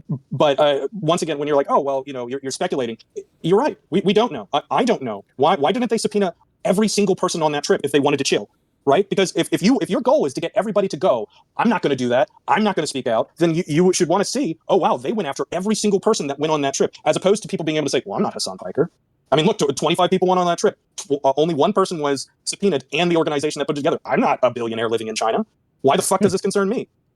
I don't know. Seems like an argument in my favor. Maybe they do want to single out people that already have legitimate criticisms from people like me or you or other liberals, so that those people will actually let them get away with testing the waters of going after their political opponents, just as long as it's not them and people that agree and are on my team, right? Don't you think that would be an argument in my favor? What? So it's not about chilling? That is a chilling effect. What do you mean? Well, it's not a chilling effect. It's a chilling effect for the people that agree and are aligned with him. For the idiots who are like, well, this is fine because I think he's a hypocrite and whatever, I'm fine with him doing that. Those people might not be chilled. And then later, when it starts happening to them, then the center and more center, not left people are going to be like, that's fine. Those people are opposed and those people are hypocrites. And then they creep and creep and creep until they start doing this to everyone that opposes them, and they only have their little hug box like MAGA fucking circle jerk, right? I guess this is just a place where you and I don't quite see down that same line. From my point of view, I think that if the purpose was chilling effect, then you would just go for maximum damage. What I think is much more likely in your vein of things is that it was for a popcorn headline. It's like, oh, I'm going to be able to, what doesn't make news? All these no-name streamers. What does make a Fox News headline is going after a household name that is winding up in GQ. So wait, are you agreeing with my whole point then? That this was meant to drum up like a big yellow journalism story? I certainly think that was a factor, but I mean, I've never posited that it was all or nothing, and I don't think that that's the case. Okay, wait, so then maybe we agree. This was meant to drum up all the support against a person that everyone already hates and could be a big focal point to try to sensationalize this. And we agree that there is a possibility that this person might have communicated with intelligence officials in Cuba, right? I don't think that it is a binary. I don't think I didn't say those two things were not mutually exclusive. I just said two non-contradictory statements. Well, the phrasing that you were using, and maybe I'm just being a little belligerent here, but the phrasing that you were using was it was to drum up a headline with yellow journalism, and maybe it was a problem. And the way I'm saying is, I think that decisions to do this are always seen as political. And so a decision was made when you've got a lead like this. It's got to get through legal, and then it's got to get through executive review, and then it's got to get through fucking everybody. And at some none of that matters anymore. So that point is completely whatever has to get through legal. Who's legal? Todd Blanche right now has to get through executive. Who's your executive? Kash Patel? Is he even still there? Or whatever intelligence? That's not Tulsi Gabbard anymore. That's a totally relevant point at this point. But some point in time, there is a gaggle of people that sit down and says, let's add the pros and the cons. Is this worth it or not? And perhaps, and this might be your entire, justifies your entire position. Perhaps the only factor that made it worth it to them to pursue this subpoena was that they thought it would be good press for their program. Perhaps that's a possibility. I But think it's a majority factor. To be clear, I'm not saying it's the only reason. sure, It's pretty Sure. clear that this is why they're doing it. know, But like just in the like same that. way, Just think in the about same it, way, because- you can go after illegal immigrants Yeah, and say, yeah, look, I they get broke the you. law. It's like, okay, but what are we really trying to do here? We're trying to make a spectacle about deporting people. understand. We don't really give a shit that But, guy who has lived here for 20 years and has a legitimate business is also happened to be someone who crossed the border illegally 20 years ago. We want him the fuck out of the country. We want to make a spectacle of ICE going into this building and throwing them the fuck out. Like, okay, yeah. That's true, but if it's an illegal immigrant who like murdered somebody, we'd probably still agree. Okay, fine. I guess we should kick this person out of the country or whatever. Yeah. Technically, they broke the law, but Thank you for the 5 gifted subs on Twitch. Five Nacho. gifted? Nacho, I appreciate 5? it. Thank you for that. But I guess the problem I'm having with your argument here, Swipebill, is that I think that you're overselling the possibility. I think that this is like an isolated demand for rigor. That you think that we need all this evidence for our suppositions, which I agree is just speculation, right? And the evidence of Wick, if you your were the one speculation doing is this, just I would insane. put the It's threshold insane. way lower. But we're agreeing this is the Trump admin who has a precedent of doing this for completely bullshit reasons against their political But opponents, right? Cuba also has a precedent for doing the things that they're being Who cares? accused of here. Who cares? I care. I care a lot, No, man. who cares in the context of looking at the motivations of the administration doing it? Because for me, that it makes it much more likely that there is a legitimate reason. Whereas if it was Ukraine or if it was France or Britain or somewhere else that was like an ally country or just a neutral country, then I would be much more on your side. But since it Okay, is why a did Trump throw out the hostile Tenet country media hold on, a hostile country that we have decades of conflict with. Wait, he threw out the right? Tenet media Then I'm like, case? okay, I think they killed that and whatever was related Was to it that. the I Trump believe. administration? I Okay. believe so. there might be some meat here that we Oh, would yeah, that's actually why the want. lady- I Okay, get to that. be clear, Chen you came think from I'm the Easter underselling, egg. Yeah. and the only thing that convinced Yeah. your mind was a very specific, completely baseless speculation from Bishop that It's took not 30 minutes. baseless to go- speculation. It is baseless. It's 100% It's baseless not because you don't have any baseless. evidence that it happened. You have zero evidence that it happened. It's baseless, right? I actually no. The evidence that we have that it happened is that Hasan said that a government intermediary reached out to him and reached out to his people to work out a system for him to have what was the term? It was something along the lines of consistent internet access. So as a fact of life, we know that there is a direct Wait. communication between a government official and Hasan specifically. Not even the So code pink situation. this clandestine intelligence gosh. operation relied on You're him just not so telling the rude. entire planet It's so on a live crazy. stream that this happened. This is what we're using as our base right now. Oh, he What- told everyone about it. Is So- the so you're speculation saying that Hasan there's is no- too stupid to make the intelligence operation work, right? So what you're telling me is that there's no connection at all between Hasan and the Cuban government. That's what you're saying. That's not what I said. Can you answer my question? I'm my sorry. question? What was your snark What question? was, that you I'm asking, interrupted what was me my with? question, Bishop? I just asked you. I'd like So you to clarify. the base that you are, well, this is actually has much more than just my speculation is, well, there actually was potentially a secret communication between Hasan and the intelligence operation. We know this because he went on the live stream in front of the entire planet and told us about it. That's the thing that we're saying is there a clandestine, secret exchange of information. Well, essentially every single conversation that he had that was I also love that Swipehill is like so snarky about all of this. Meanwhile, all the people that Swipehill is defending, they literally make these exact claims about me and Loaderbox.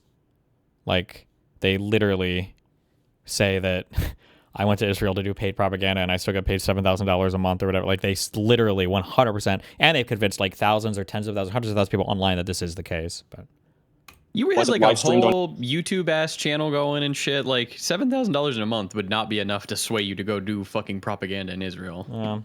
Cuba was a secret conversation. So let's just cut the snark out there. I mean, Oh, okay. That's a Well, fact. it seems like there's constantly secret conversations happening in Cuba. Maybe we You should be should, subpoenaing yes, literally you everyone. should. Bro, I hate this guy so fucking much. I can't, dude. I can't with people that defend this fucking loser anymore. Feel like that would almost allow these people to win because they want to create an environment of fear, an environment of tension that disrupts what I want to do. And I'm not going to give in to that. And I mean, I even said this after Charlie Kirk got assassinated. I was supposed to debate him 2 weeks after his assassination. Obviously, it didn't happen. But one of the things that people kept asking me is like, do you have security? Are you changing things? And for the first like week or so, I had to cancel some of my public appearances. But shortly after that, I started going back out there, going out in public, going to protests again. And you know, people kept saying like, well, aren't you worried? And my answer always is the same. It's just, I can't let fear change what I want to do. I can't let fear influence my life in this way. So I choose not to think about it. Many of my friends think I'm insane for that reason. But I guess sometimes you got to be a little insane. One day, dude, I hope I'm the fucking Reddit, Nikola Tesla to his fucking Edison or whatever, where people on Reddit think that Tesla invented every fucking thing in the universe and Edison stole it all. Expect to be questions when you get back from a trip to a hostile I nation. am You should aware of that. expect Yes, I the U.S. know. government I to ask know. you questions. Yep. Yes. Yeah. Same thing when you go through Iran. Same thing when you go through any of these like no-fly list countries. I'm aware that they all ask you questions, but you're acting as if this is like, here's the specific scenario where the Cuban government is funneling this information campaign through this guy, and we're pretty sure this definitely could have happened. Therefore, we need to Or subpoena this using him as specific an intermediary. influencer. That's possible, and it's possible. I enough, didn't it's say it plausible wasn't. enough that it justifies in my mind, potentially subpoenaing the guy to bring him in and ask him a few questions. Which is more likely, that happened, and we need to look into it, or that the Trump administration is trying to crack down on people In that my are mind, it's a coin toss. Oh my god, dude! It just is. The thing, Just get on your dick and get on your knees and suck drumstick, dude. This is fucking ridiculous. These are but like, subpoenas like this I don't know, happen man. Like, frequently. They just don't always make the Cuban news. government right now? I don't know. I wish they would give me some money to say that these sanctions are stupid. It's been 60 years and they haven't done shit, and it's ridiculous that They haven't undo done the. shit. What is the justification for the sanctions on Cuba today? See, this is the issue. Is that fundamentally you have an issue with the idea that the Cuban government is hostile. What did you Can you answer my question? What is the issue with the Cuban government that these sanctions are justified today? The sanctions are justified today because Cuba consistently conducts hostile intelligence and military operations against the United States at home and abroad. As of right now, there are thousands of Cubans right now fighting against against Ukraine and United States intelligence assets in Ukraine. Thousands. Okay, why are they doing that? Yeah, but why are they doing that? Is it just because they're doing that? No, they're doing that because they are aligned with an axis of. He's about to justify why Cuba might be fighting with the United States, which is fine. But then he's going to say that it's not a big deal and it doesn't matter. It's just like countries that are hostile towards us. Why are they aligned with the axis of countries that are hostile to us? Because they decided to have a communist revolution and they aligned with that axis of the world. Yeah, they had a Marxist-Leninist come to power and do some authoritarian dictatorial stuff. They fell on the wrong side of the Truman Doctrine. We tried to coup their government and fuck with their country, so they really don't like us. We consistently make it so their country suffers, specifically right after the Soviet Union fell, and they had no trade partners, whether it was us or the USSR, from like 91 to 94. And now it's like, okay, now we're still fucking over your country in the 20s instead of trying to do what Obama did, by the way, which was just restore these sort of relations because they wasn't justified, and maybe we don't need to do it. And I don't know, I think also this has to do with a lot of stuff regarding like Cuban sugar, regarding Cuban voting populations in Florida, which is a swing state, and the idea that this is like, they're evil and they hate us, and that's why we need to do this. I think it's just ridiculous, like McCarthyism, since this Did you know that like, it hasn't been the case for like 30 years. 3 months ago, off the coast of Florida, there was a shootout between Cuban forces and 4 Cuban exiles. Like there was a shootout. There's an active hot engagement. One of the main things. This is one of the main things that Cuban intelligence is interested in the United States. The number one thing is they're interested in us not fucking with them. All right. Number two, a very close second is them hunting down political dissidents and families of political dissidents in the United States and fucking killing them. All right. So like this idea that it's just like this harmful little guy. Does and this as you put it, they fell on the wrong side of the Truman admit. Does what happen? Is he not talking about that like Cuban government are wanting to hunt down fucking people on U.S. soil and kill them? No, sorry. Who said that? The Lockheed guy?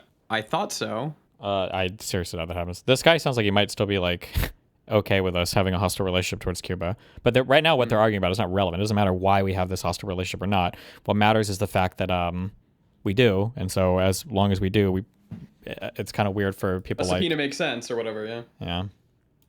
The Truman Doctrine. Listen up. They aligned with a geopolitical force that was intent on genociding the United States. Okay, this wasn't just like, they just wanted to have a Danish health system. That's not what happened. All right. No, they had an authoritative government that shut down opposing political parties and imprisoned dissidents. I'm not saying this didn't happen. I'm just saying the idea that this now justifies what we are currently doing to their population, I think, is completely misplaced. Especially considering you are now like this is like a totally different conversation topic. Falling to the right of the Obama administration, which is like, hey, this is not what we need to be doing, and we need to undo these sanctions, right? That's actually not true. You acknowledge that?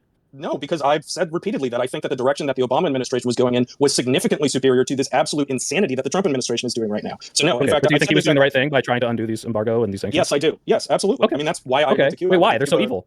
What do you mean why? It's because I think that... you're calling me like, I'm ignoring the worst parts of it. I'm like, hold on. Hold on. Do you understand that we can negotiate with governments and governments change over time, that we could perhaps sway them to be more on our side? The problem is, it failed. Obama tried the reset, failed. It failed. Right? We tried to reset with Putin. That's not why. The Bush era, it failed. We tried to reset with Cuba. Why do you think Trump undid the Obama administration's policies? Why are we so friendly with Vietnam and all these other post-communist countries? Can we answer my question? No. Wait. Stop moving on. Why did Obama do these things, and why did Trump undo them? Why didn't Obama undo them if they failed? Wick.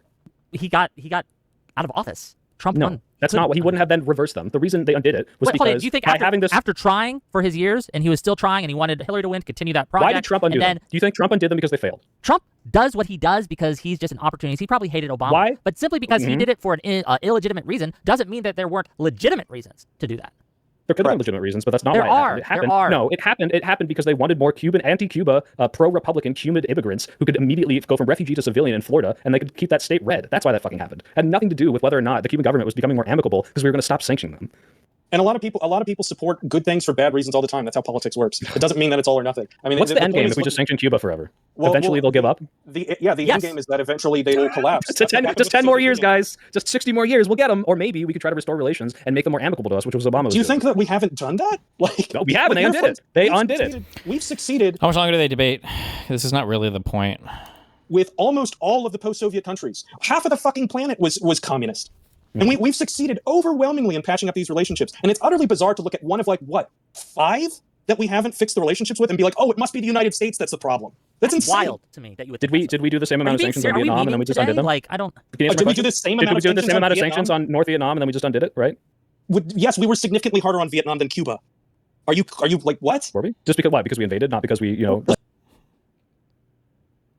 Boring. Yeah, I mean, obviously we had the whole fucking Vietnam War. No, what? Hello, what? Did we do the same amount of sanctions?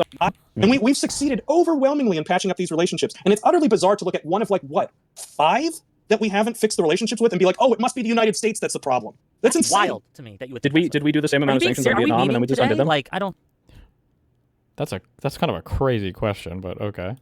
Did we do the same amount of sanctions on North Vietnam and then we just undid it, right? Yes, we were significantly harder on Vietnam than Cuba. What is North Vietnam? I'm sorry. Are you like what? Were we? Just because why? Because we invaded, not because we, you know, like tried to invade. Well, you think we didn't try to do that? Fucking Cuba? We tried to do the fucking Bay of Pigs. What are you talking about? Like, the Bay of Pigs. Like, yeah, you don't think if it was strategically advantageous, we wouldn't have invaded Cuba. We're literally talking about doing it right now. Yes, correct. I think that we were I think we went very light on Cuba. I think if we wanted to do something really horrible, if we wanted to be very heavy-handed with them, I think we would have done a full-scale invasion. I don't think we should. We literally tried to do that. Well, the Bay of Pigs isn't a full-scale invasion. The Bay of Pigs is more like because we realized, yeah, maybe there was. Hold on, the Bay of Pigs. Maybe correct me if I'm wrong. But the Bay of Pigs, we simply provided weapons and promised to support to the opposition. Yes, we did not. Well, actually, there probably were Americans on the ground, but we will never acknowledge that. So yeah, and what did we find out? We thought when they got there that there would be a popular revolution against Castro and that they would help the forces that were going there, and then they didn't. So we gave it up. We said, we thought the Cuban people wanted this. We thought the Cuban people would overthrow Castro. But then, oh my God, it looks like they actually like the guy. So what happened? Castro stayed alive 50 miles away from Miami for the next 80 years. That's what happened. And so yeah, Vietnam. I think we were a lot harder on Vietnam. That's and it didn't fucking work, right? I mean, it worked out in the long term. Hold on, we lost thousands of. Yeah, why is our ally Wick? Because they approached because of liberalism. Yes, they wanted liberalism. Well, I feel like it's so he's like trying to do this like weird discourse trap. Or like he's like asking like these questions and then he's like setting up these huge points. I don't know. They got liberalism into place and they decided. Well, first of all, Vietnam is a communist country, right? Decided to go with America. Vietnam is still a communist country, Wick. But it was still liberalist.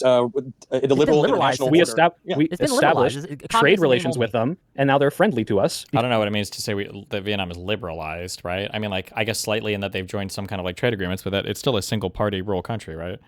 Because we have some sort of incredibly draconian embargo on their country, right? Which is what Obama was trying to get to. I don't think Vietnam has been hunting down dissidents on American soil. Maybe that was a proximity thing, but you don't think that the North Vietnamese would absolutely have been fucking doing that if they could have? Like, we were at war. We were annihilating their entire country. Helped us normalize relations. The problem with Cuba is they haven't. They're close enough that they haven't stopped. They have continuously conducted intelligence and military operations against United States assets globally. And you think Obama didn't know that? He's like, whoa. They're killing us? All right, no, undo the sanctions. Well, first things first. Like, what are you talking about? Obama has some of the worst foreign policy of all time. He was a fantastic domestic president, but his foreign policy takes were unbelievably horrible. From Syria to Ukraine to Afghanistan to Iraq to all of it. So Obama's foreign policy was fucking terrible. The only thing that might have been somewhat okay was Iran, maybe.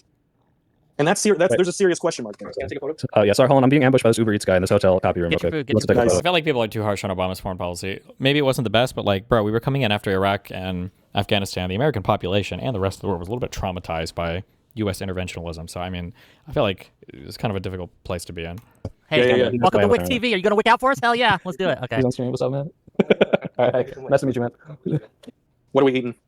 I didn't Uber Eats anything. He's delivering it to someone else in the hotel. Oh, you're not getting some yummy ramen? Damn. I'm not getting any yummy ramen. But you know who else isn't getting it? Is fucking Cuba, because they're sanctioned right now, Wick. So sorry, I did not hear the last 3 minutes. I got distracted. Kill Cuban dissidents. Maybe. Yeah, I certainly. First of all, wait, do you think we do that? By the way, do you think we fucking kill Cubans and shit all the time? Like, I am certain that we conduct military operations against our intelligence operations against our adversaries. But here's the difference: when American interests come into conflict with any other country's interests, I want American interests to succeed.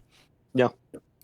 Any American interest, even if it's some crazy interest like, hey, we don't want U.S. aid because even though this might hurt what I would perceive as American interest, we don't like this program. Correct. Boom. That's a big one. No, it's not. Boom. That's your opinion. What is America's interest? Is it in America's interest to coup the government in Chile? Technically, yes. Is that good? I don't think so. So it's not in my interest. Like what? Not all actions that America takes in American administrations takes have been in American interests, right? They have done so for their own personal gain, for their own petty. The American government coupping Chile is because we want to. Hold on. Do you think that Trump have America? Much closer to like a 60-40 sort of situation when you look at the damage that we've caused across the planet. But I would much rather America be the head. $5. There you go. Yeah, I think, and I To think be this is a clear, I'm really not an America bad person. I do think America has probably done more good overseas than they've done bad, but that doesn't mean that there's objectively good that everything in America's interest happens, right? Like, I wouldn't even say overall. I'd say it's much closer like a 60-40 sort of situation when you look at the damage that we've caused across the planet. But I would much rather America be the hegemon than Russia or China. Sure, yeah. if it was 60-40, which I acknowledge, it might be. I don't think there is an international hegemon that would develop a society in which people could meaningfully say that. I think that is one of the all-time strongest parts of liberalism, is that we are fundamentally, as a people, looking at what we do and saying, hey, that thing that happened in Chile was really fucked up and we need to make sure that we never do it again. Because nobody else would do that. Nobody else would look, self-reflect like that. I mean, the Soviets can't even acknowledge how many people died in Afghanistan. If you saw that after the subpoena, it actually came to a point where they did find that Hasan did something illegal by paying someone, like even something as simple as like a shop owner he wasn't supposed to, and they decided to sanction him by financially or legally, would you say that this kind of goes against what you just said about us being able to self-reflect on those sorts of things? Because they're kind of probably going after him for saying America bad for whatever reason he is saying it. A lot of reasons, by the way, I don't think are legitimate, but a lot of them are, like the Chile thing or any of the other things we're doing in the Americas. Yeah, I What are we hope doing, this Chile, answers your question. Steve? If it doesn't, feel free to ask it again. I thought, isn't he talking about older shit like the Pinochet stuff or whatever? I don't know what he means modern. Was it good or bad? Older. You're safe to assume that every single thing America did in South America prior to 91 was bad. just assume that, okay? I think that Except for fundamentally, Panama Canal, if maybe? Hasan, I don't South know. America. Everything in South America Oh. prior to 91, just assume that it was probably not great. All right. Hasan faces any kind of consequences for what he did in Cuba, it would be a catastrophic. There would be a catastrophic mistake and missed opportunity somewhere. I think if the absolute worst thing possible happened while he was in Cuba, whatever that is, I think that what we should be getting out of it is cooperation from Hasan, and that should look like Hasan's life is effectively not changing, but he's exchanging, giving us information related to whatever that imaginary nightmare scenario is. So any scenario. Okay, wait. Can I agree with you there? If Hasan was doing something on the level of tenant media, where it's like, hey, we are going to start paying this guy to disseminate Cuban propaganda, Cuban government propaganda to your audience of a bajillion people, and this was discovered, I would agree that if the American government was able to investigate this and then say, all right, maybe we should track these sorts of payments and be transparent with the American public that this person is paid, I would agree with you, right? That this would be a bad thing. Okay. Do you think the Trump admin cares about that? Fuck no, the Trump admin's retarded. Okay, cool. Me too. That's why I think this is all bullshit. Yeah, I mean, it's hard, right? Like I said, I think that basically anything coming out of the Trump administration requires extra scrutiny. But I am extremely reluctant to enter the world in which, the Trump admin did it. Well, I'm just going to throw it out the window. Well, I'm not throwing it out the window just because it's Trump, all right? I will give credence to Trump if he does a good thing, okay? Well, I don't think this is one of those things. I think it's in spite of Trump, not because of Trump doing a good thing. I think it's in spite of Trump. I think that we have an incredibly robust bureaucracy, incredibly robust institutions that still somehow manage to do effective things in spite of idiots in charge. Every day that's tested. Please rest for 1 second. I think Venezuela is a really spectacular example of that, is that when you look at the American military, we can do unbelievable things, but our leadership is so rotten that what do we get out of it? Nothing. Okay. Wow. We have gone about an hour and a half now. Do you mind if I open up for callers for about 20 minutes? Is that cool? Everyone got some time? Let's do it. Yeah. And gang, if you want to call in, if you were listening to this and you're like, Wick and that Bishop guy are ganging up on Soypill, we need to defend Oh boy, I can't wait to hear the callers. I don't Color need it. Hat's honor. Don't- Or if you're don't sitting ask here, Top for fucking help. minds. yeah, if you're sitting here and you're like, man, Soypill's kind of retarded. Either way, if you want to come in and talk, hit that. Well, I'm going to give you the link now, but jump backstage. Hisco I'll pull joins. you in, and we can talk. As I know said, top Dev, minds. you said you wanted to come in and have something to say. Marlo, you were yapping about wanting to come in. Jump backstage and we'll bring you in. Okay, how's the trip, by the way? Soypill, you don't. Oh, he's.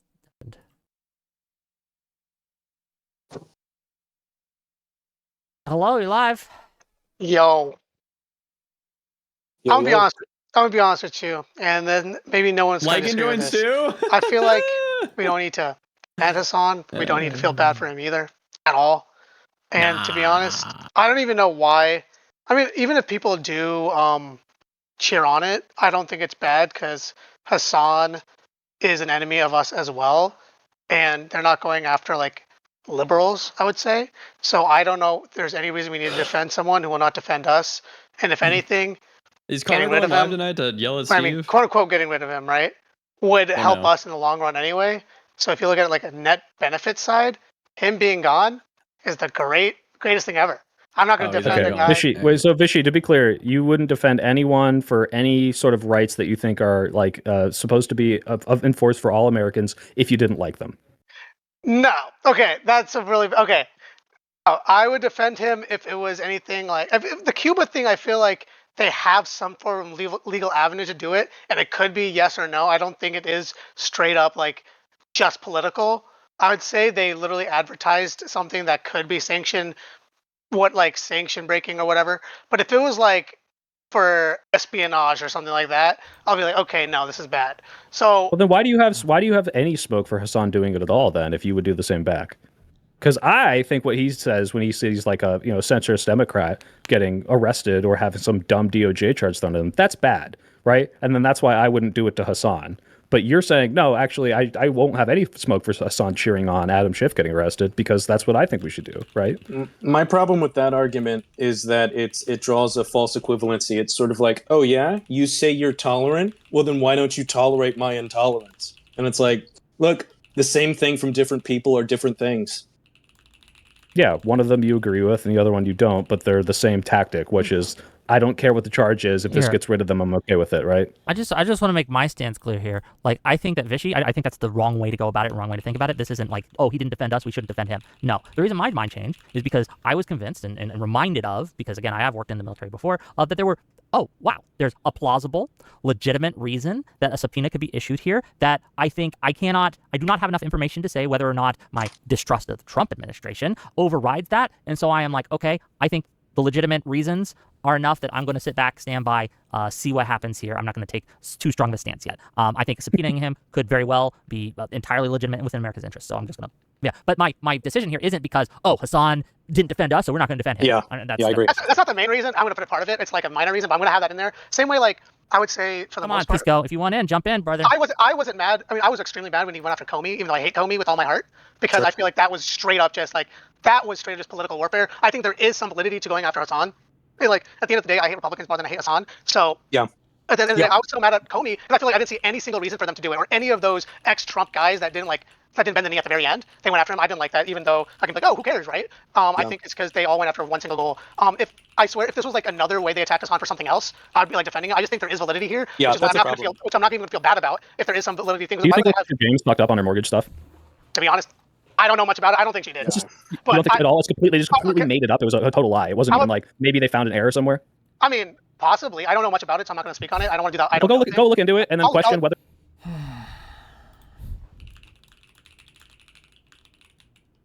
Oh boy, What? I'm about to hear the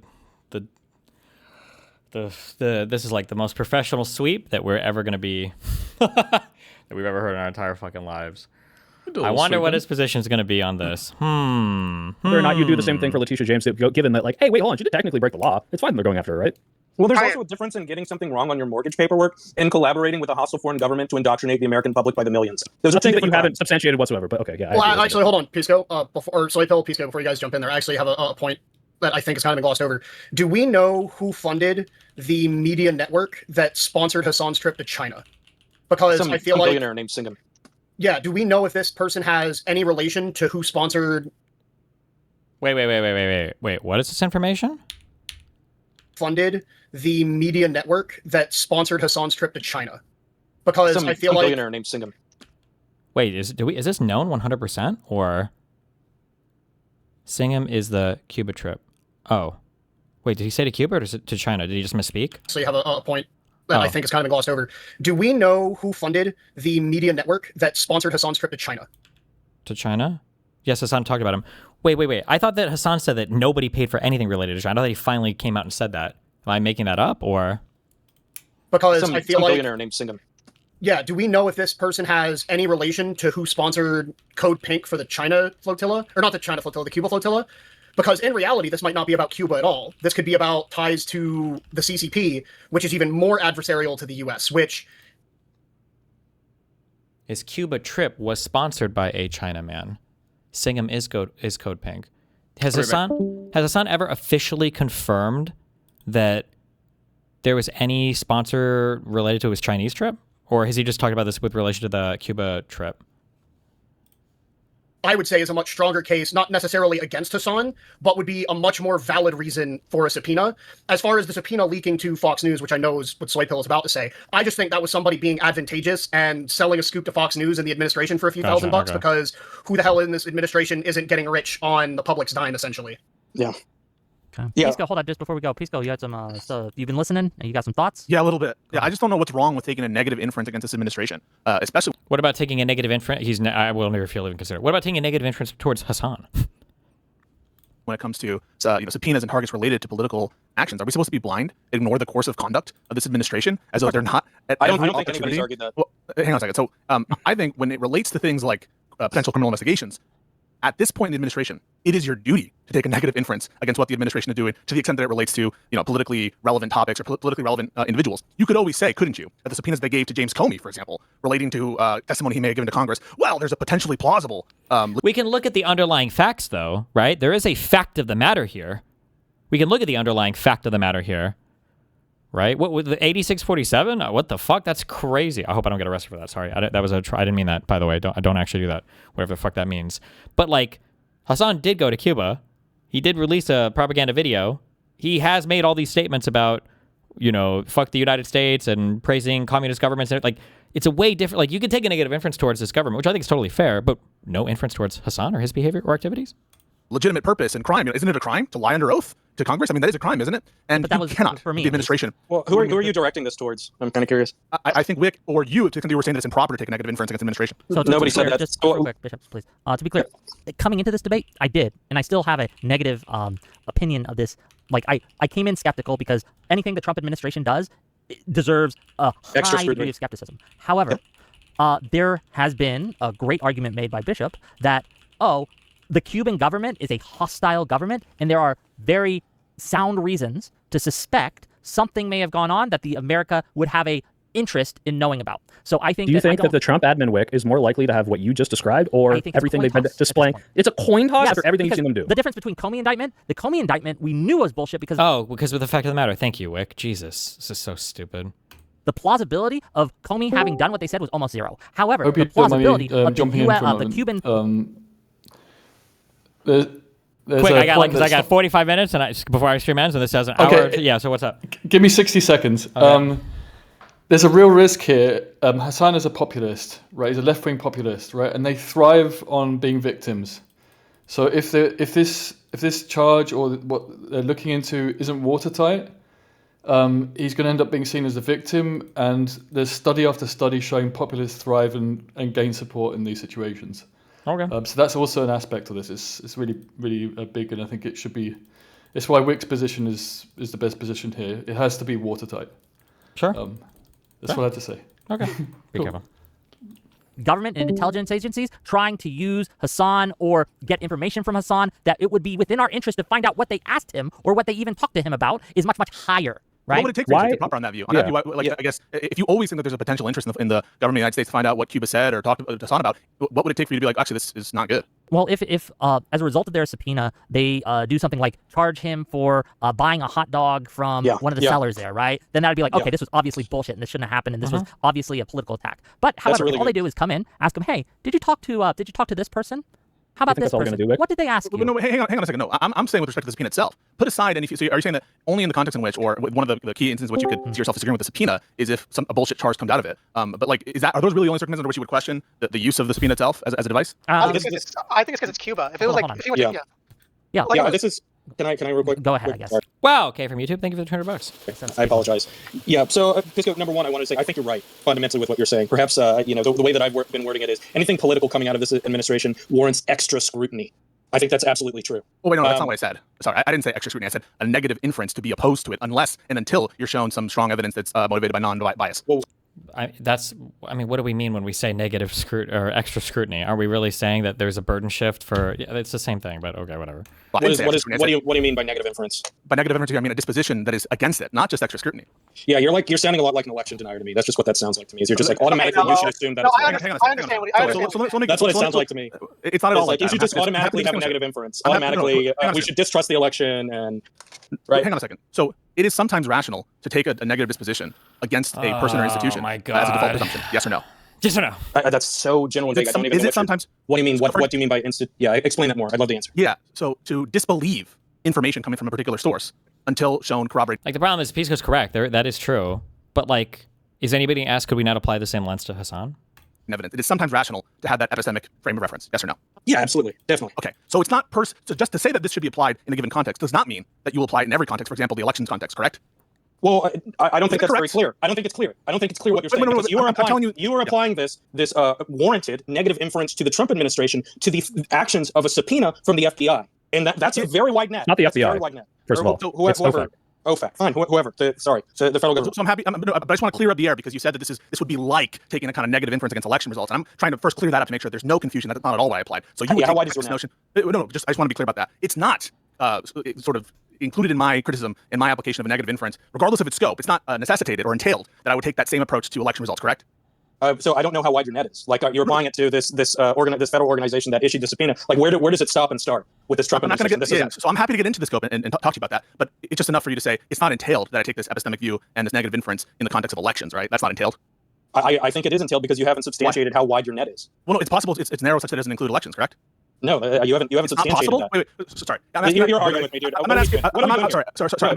not saying that I have substantiated. I'm asking, is it possible for one to have this negative inference? Is it theoretically possible? Yes, I'm asking you. This is the third time I'm asking you. I'm telling you. Number three. Do I have to ask you 4 times or 5? Yes. So what I'm telling you is I don't have that view for election results. Okay. So that's what I'm trying to suss out. So is it just elections? Is it just the dirty word? Is it just the one that makes you sound stupid that you don't agree with? Or is there a line somewhere? No. The negative inference, it makes sense to apply whenever it makes sense to apply it, right? To the extent that it makes sense to apply it. It doesn't make sense to apply it in the context of elections. Yeah, so it makes sense to apply. So it makes sense to apply a negative inference to government actions or justifications in the context in which the government consistently lies and is corrupt. So in that context, it makes sense to apply negative inference. And that's not true when it comes to election results largely run by state governments. Agreed? No, I fundamentally don't agree. I think there's all sorts of state governments are different sovereigns, aren't they? Are state governments different sovereigns? I think that what we're seeing right now is that a lot of state governments are abiding hook, line, and sinker with the Trump administration. I think that's one of the biggest topics that we've been talking about over the last couple of months. Where are you? Not with elections. Yes, it is about elections. It's about the damn Congress. First, in the context of election results, by which we mean the count of votes, right? In terms of the count of votes, I'm not aware of Republican states doing fraudulent ballots such that we should question their election results. And I don't think that there's a track record of that. And such, I wouldn't apply that inference to the context of state elections. That's perfectly rational. That's an explanation. I think what you're doing is you're cycling in and cycling out to get away from the fundamental question. And the question is, this is number 5, by the way, I brought it up before. Number 5, how wide is your net? Where do you draw the line? Because so far your only justification is whether I like it or not. No, that is not the only justification. I just want to make sure, Wick, you hear me when I give the explanation to the extent of the scope of this negative inference. Okay, so I'm not just saying whether I like it or not, okay? So reason number 1, if there is a track record in a specific domain of government action, all right, here in the context of investigations, right, that's what, government investigations, if there is a consistent track record of lies and corruption, that's one reason to apply negative inference. That isn't just because I like it, right? That's not that. You're saying, generally speaking, you're defining your realm as investigations? Yes, that's what you're saying. You're saying you don't like it. Investigations is so broad. It covers like, what, 100,000 people? Wait, did I say I don't like it, or did I say if there's a track record of consistent lies and corruption? Or is that the same thing as I like it? No. However, what you are saying, as I hear it, is that you think that the Trump administration has used over and over and over again the judicial branch in order to fulfill its political goals in a way that you feel is improper or corrupt, and therefore, because they have a pattern of behavior, that we should, by default, oppose whatever they do with the all in the question. He didn't say necessarily oppose, to be clear. I said you should. He has a negative inference. Negative inference. And so the reason I do this is, I mean, everyone understands it in their daily life. If you have someone who consistently fucks you over, a student who consistently, turns in the wrong paper, someone who consistently lies to you, a news source, by example, think like Iranian state media that consistently lies, or North Korean state media. This is not something bizarre to apply once you've been shown to be so unreliable and so, corrupt that, yes, this is not something that's insane to apply. And it doesn't make you an election denier to apply a negative inference. It would not. Like, that's true. But you could also apply the same lens to Hasan, but I don't even know if I'll get to that part of the conversation, or if anybody will even bring that up. What's the difference between that and extra scrutiny? Because you made it clear that that's not what you're saying. Yeah, so the difference between extra scrutiny, I understand extra scrutiny to be maintain a position of agnosticism, right? An agnostic position, and before you're going to be swayed in favor, to have an extra threshold. That's what I take to be someone with extra scrutiny. Then we're fighting over nothing because we agree. Sorry, no, that's not. I agree with you. So that's not the same thing, because that's not what I'm advocating for. I'm not advocating for you. So they're different, so we don't agree, right? So they're different, so we don't agree, right? I'm not advocating for you to be agnostic and just apply a higher threshold before you believe it. I'm saying you should take a negative disposition. No, wait, so these are different positions, aren't they? They're not, because the whole reason why the reason why they're different is the reason why you would apply extra scrutiny to something is because you don't believe it. Do you understand the difference between agnosticism and not agnosticism? Yes, obviously. But what I'm saying, why don't we spend the last 5 minutes arguing? Having a negative inference on something seems to be it's like, at the end of the day, we're talking about like burdens. Where's the burden, right? if the government says something, typically you believe it, right? Usually. However, let's say that the government has shown itself to be distrustful. Well, now maybe we draw a negative inference. Maybe we don't believe it by default. The government actually has, the burden is actually on them, not just to make the statement, but to prove it a little bit, right? We have a negative inference. Let's say that when the government does something, it's a very, very low level of scrutiny on the statement that they make. We're like, I don't know, it seems it's the government, they say it, right? But let's say we're like, well, I don't know if I trust the government. We need to apply a higher level of scrutiny. Well, to survive a higher level of scrutiny, maybe the government need to provide more information. It's the same thing. This is like burden shifting. I don't know why we are playing like the most insane fucking word games in the world right now on this. You are intentionally applying a neutral tone to an investigation. In fact, a reinvestigation. And what I'm saying is that the whole reason to have extra scrutiny, and this is just we could chalk this up to me not communicating it well enough. But the whole reason to have extra scrutiny is because you don't believe it in the first place. Yeah, so I'm going a step further, right? So like, so I'll tell you why. I'll tell you why, right? So like, there is a position that you could take, and that position is in favor. You could take a position that is against, and you could take a position that is, I don't really know. I'm agnostic. I withhold judgment, right? Those are all different positions you can take. I understand a position of requiring extra scrutiny to believe something to be a position ultimately that grounds out into agnosticism. You see that? That's different than being against it. I think we've had. When did this conversation start? It's like at least 5 minutes of like a meta convo right now where nothing is default against it in these domains. I'm not describing agnosticism. I'm saying initially I do not believe that this is true, so I will apply extra scrutiny. Oh, so are you an election denier? No, I See, this is my point, though. I like. But that was bullshit when you accused that of me. So now you say you have the same position. No, when you accuse me of being an election denier, we actually have the same position. Bishop, you were leading me to believe that you were arguing something further than extra scrutiny. No, I'm not even. I am. Like, no, Bishop. Think of it you're like not. you're like if you're a debate moderator, you're gonna take everything they say with extra scrutiny if you're trying to fact check it, even if like you're third person, or like if you're not like let's say Caitlin Collins is trying to like fact checkers trying to do extra scrutiny to make sure all the debate people are like telling the truth. But if you're doing what Peace Coast saying, that's not quite true. Like if Rob Moore tells me something, I'm going to have extra scrutiny for it. But I generally believe something. you're Even a negative inference. Well, Kevin, thank you for the 10 gifted tier 2 subs, buddy. But also, you might say. No, hold on. But the difference here is what makes this thing is I started off disbelieving the judicial actions by the Trump administration against Hasan. I thought this is bullshit, and I've told people this, right? I think what this is negative bullshit. inference This smells like bullshit. This doesn't seem to be something that there's a legitimate case for. However, the argument made today has reminded me, and I've looked into it more and things like that, where okay, actually, there's enough of a plausibility here. It's highly likely that I have gone from being against Trump to neutral in this situation. I'm not pro, but I am now neutral. No, I'm now deciding I don't have enough wait, wait, no, you started. And this is something I've been wanting to say for a while. I'm so sorry, Vishy. This is something I've been wanting to say for a while. I really wish that I could take the soy pill's entire perspective on this issue, because I would say philosophically, I started from where the soy pill is. The problem is that with my experience and knowing how a lot of this stuff works, I find it virtually impossible that he didn't talk to somebody and have a conversation worth asking about. I would say if I was an intelligence officer and my job was like the Cuba desk, I would want to question every single American that is coming in and out of there right now. If anything, just to be like, why didn't they do that, Bishop? Yeah, but they didn't do that. This is mandatory process. This is penal. You're right, but I say a political program raises the threshold from your average person. No, right? we're saying you could have asked Hasan about it. You could have sent an inquiry. You could have sent him a letter. You could have sent a notice to his lawyer. No, a subpoena has the force of law. It's mandatory. Okay, like that's what I'm talking about. If it was up to me, I would want to talk to every single person. However, I think that the threshold can rise when you are doing a political program that is officially collaborating with the Cuban government. This isn't like my friend Tyler Pinnell, whose wife is from Cuba and he regularly goes to Cuba and they just go into. Wait, what did he say? I think that the threshold can rise when you are doing a political program that is officially collaborating with the Cuban government. This isn't like my friend Tyler Pinnell, whose Tyler Pinnell, whose wife is from Cuba and he regularly goes to Cuba and they just go in and visit his family. This was an entire political program. Wait, how do you know they're not? How do you know he's not doing that? I know that he's not in a political program that has been ordained. How do you know? There's less reason to suspect that. Okay, shouldn't we subpoena him? Is it not plausible that he went to a bar and talked to someone? Once again, I think that there is value in talking to every single person. I'd be curious and be like, hey, why don't you just subpoena all of them? What is this question? You guys are playing stupid. I've said it 4 times, and it's like I'm talking to people that are intentionally dishonestly acting like they don't know what I'm saying. What are you talking about? No, you can talk to people. No one's stopping you from talking to Hasan or talking to all these people. But what happened was there was an issuance of a subpoena, and at least allegedly there was pre-clearance with the Office of Foreign Asset Controls. And in that context, I'm just not sure what you're saying is. Well, there's an interest in talking to people. Why is that?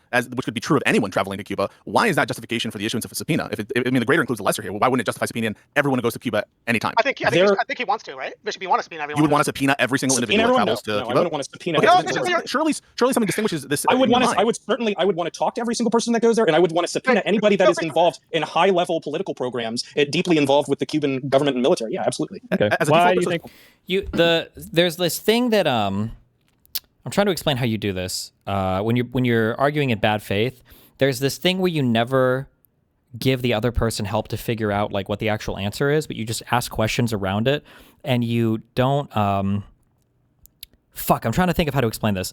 Pisco knows why. I guarantee you that if somebody in this conversation with a better understanding of legal press or whatever, if somebody in this conversation were there and they would say, hold on, Pisco, don't you think there might be a reason why only one person is subpoenaed in a group of 20 people? Do you really think that it's normal that every single person gets... Are there plenty of times where there are people who are like unindicted... We literally have phraseology for this. Unindicted co-conspirators for conspiracies where people are being charged with crimes. Pisco would go like, well, yeah, of course that happens. He knows all of this, but since the people in the conversation don't know that, he can like tread on that water of like, well, you know, why are they only subpoenaing one person? Or there's got to be some exceptional reason. No, there doesn't really need to be an exceptional reason at all. High-level political programs, deeply involved with the Cuban government and military. Yeah, absolutely. Okay. Why do you think... Go ahead. Sorry. No, that's what you're saying. I was going to say, like, if what you take is that there's like a default presumption that if you go into high-level communications with members of the Cuban, government or whatever. Let's just say government. Yeah, so I mean, if that's your view, maybe there's evidence that Hasan had high-level communications, and you would therefore want to subpoena him instead of like asking him about it, or send him a letter, or sending a request for documents. I mean, I just don't think that this is a standard that the administration is actually applying. I think there's no question that if Hasan were someone that were sympathetic to the administration, he would not be hit with a subpoena. And I take politically motivated investigations to be repugnant to the Constitution, and that's something that I do. So I can't speak to like higher level federal stuff. I guess I can't personally speak to anything because nobody's coming to me with a warrant for anything. But like, I don't think that generally, I don't think they generally will ask you for things if they have enough to get a warrant for things. Like if a cop shows up to your house and they're like, hey, can we take a look in your backyard? They're not going to ask if they have a warrant. I think they're just going to say, hey, we've got a warrant. We're going to go do this. So like, I don't know. Are you asserting that there is no difference between... I don't know if the government would ever email you like, hey, just curious, can you throw over some of your conversations? Also because like, actually, I wonder if they would ever do this. Because if the government were to ask me, hey, give me all of your conversations between you and the IDF when you were in Israel, like it was just like an agent like emailing me, then I'd be like, oh, okay, well, here's, 2 out of 5 of them, because I think the other 3, right? And then if I don't turn over all of those, I'm like, I don't know. Well, who cares what happens? I don't know. But if you send me a subpoena, and now I'm under a penalty of, being held in contempt, or there might be, an actual penalty for me lying or not being fully forthcoming. Well, now it's kind of a different thing, Like, I don't know if the government is ever in the business of asking you for things if they have enough reasonable suspicion, I guess, or probable cause to issue a subpoena for things. Hasan going to Cuba and my friend Tyler Pennell visiting his wife's family. I'm sure. Why'd you say his name? Why'd you say his name? I'm sure I didn't say that there was no difference. In fact, the reason, I'm saying the opposite, right? I said that there is a difference, and the difference is, right, and this is one that I think is obvious, is their sympathies towards the president. Their sympathies towards. So I would say that a more important difference is that one of them was in an official program that was collaborating with a hostile foreign government, and the other one isn't. That's what. Why didn't they subpoena Brian Grimm? Brian Grimm? Why didn't they do that? I don't know. I don't know why they didn't subpoena every single person on that program. Because Ryan was technically being a journalist, so I feel like that would Brian Grimm is. Journalists couldn't possibly talk to a guy in a bar. That'd be crazy. What's the difference between Brian Grimm and Hasan? Why didn't they? He's a leftist. He's a leftist. There's honestly not as big of an influencer. I think it's because Brian Grimm isn't as big. Yeah, but and they're like, hey, we can go after these people, please. right? This is like if your position is that the Trump administration is cracking down on its political opponents and trying to chill anyone from going to Cuba or helping Cuba, and also using it as a vector to attack its political opponents. Brian Grimm certainly qualifies as a political opponent that they want to attack and a vector to chill people. So the question you have to deal with is why Hasan and not him. I'm happy to answer that. Yeah, for the same reason in the context of what they did previously with immigration and going after Mahmoud Khalil and going after Ameza Ostar, because you don't have to get everybody. You can go after particular targets and you go after people who are unsympathetic. Hasan is more unsympathetic than Brian Grimm. Ryan Grimm has the extra credentials of being a real journalist. I mean, let's be honest here. Hasan is not a journalist, and there's probably more of an institutional protection of them. And so yeah, they go after weaker targets that have less sympathy. The Code Pink people, right? Those aren't sympathetic people to most individuals in the country. And so all of that, I think, explains why you pick and choose your targets. And that doesn't mean that it's not chilling, right? Any more than it would be. Liberals are more likely to be like, you know what, I am okay with them going after Hasan. That's the exact reason that you're seeing. Liberals be okay with them going after Ryan Grimm and some of the going after Ameza Ostar, because you don't have to. And they're like, hey, we can go after these people, right? This is like if your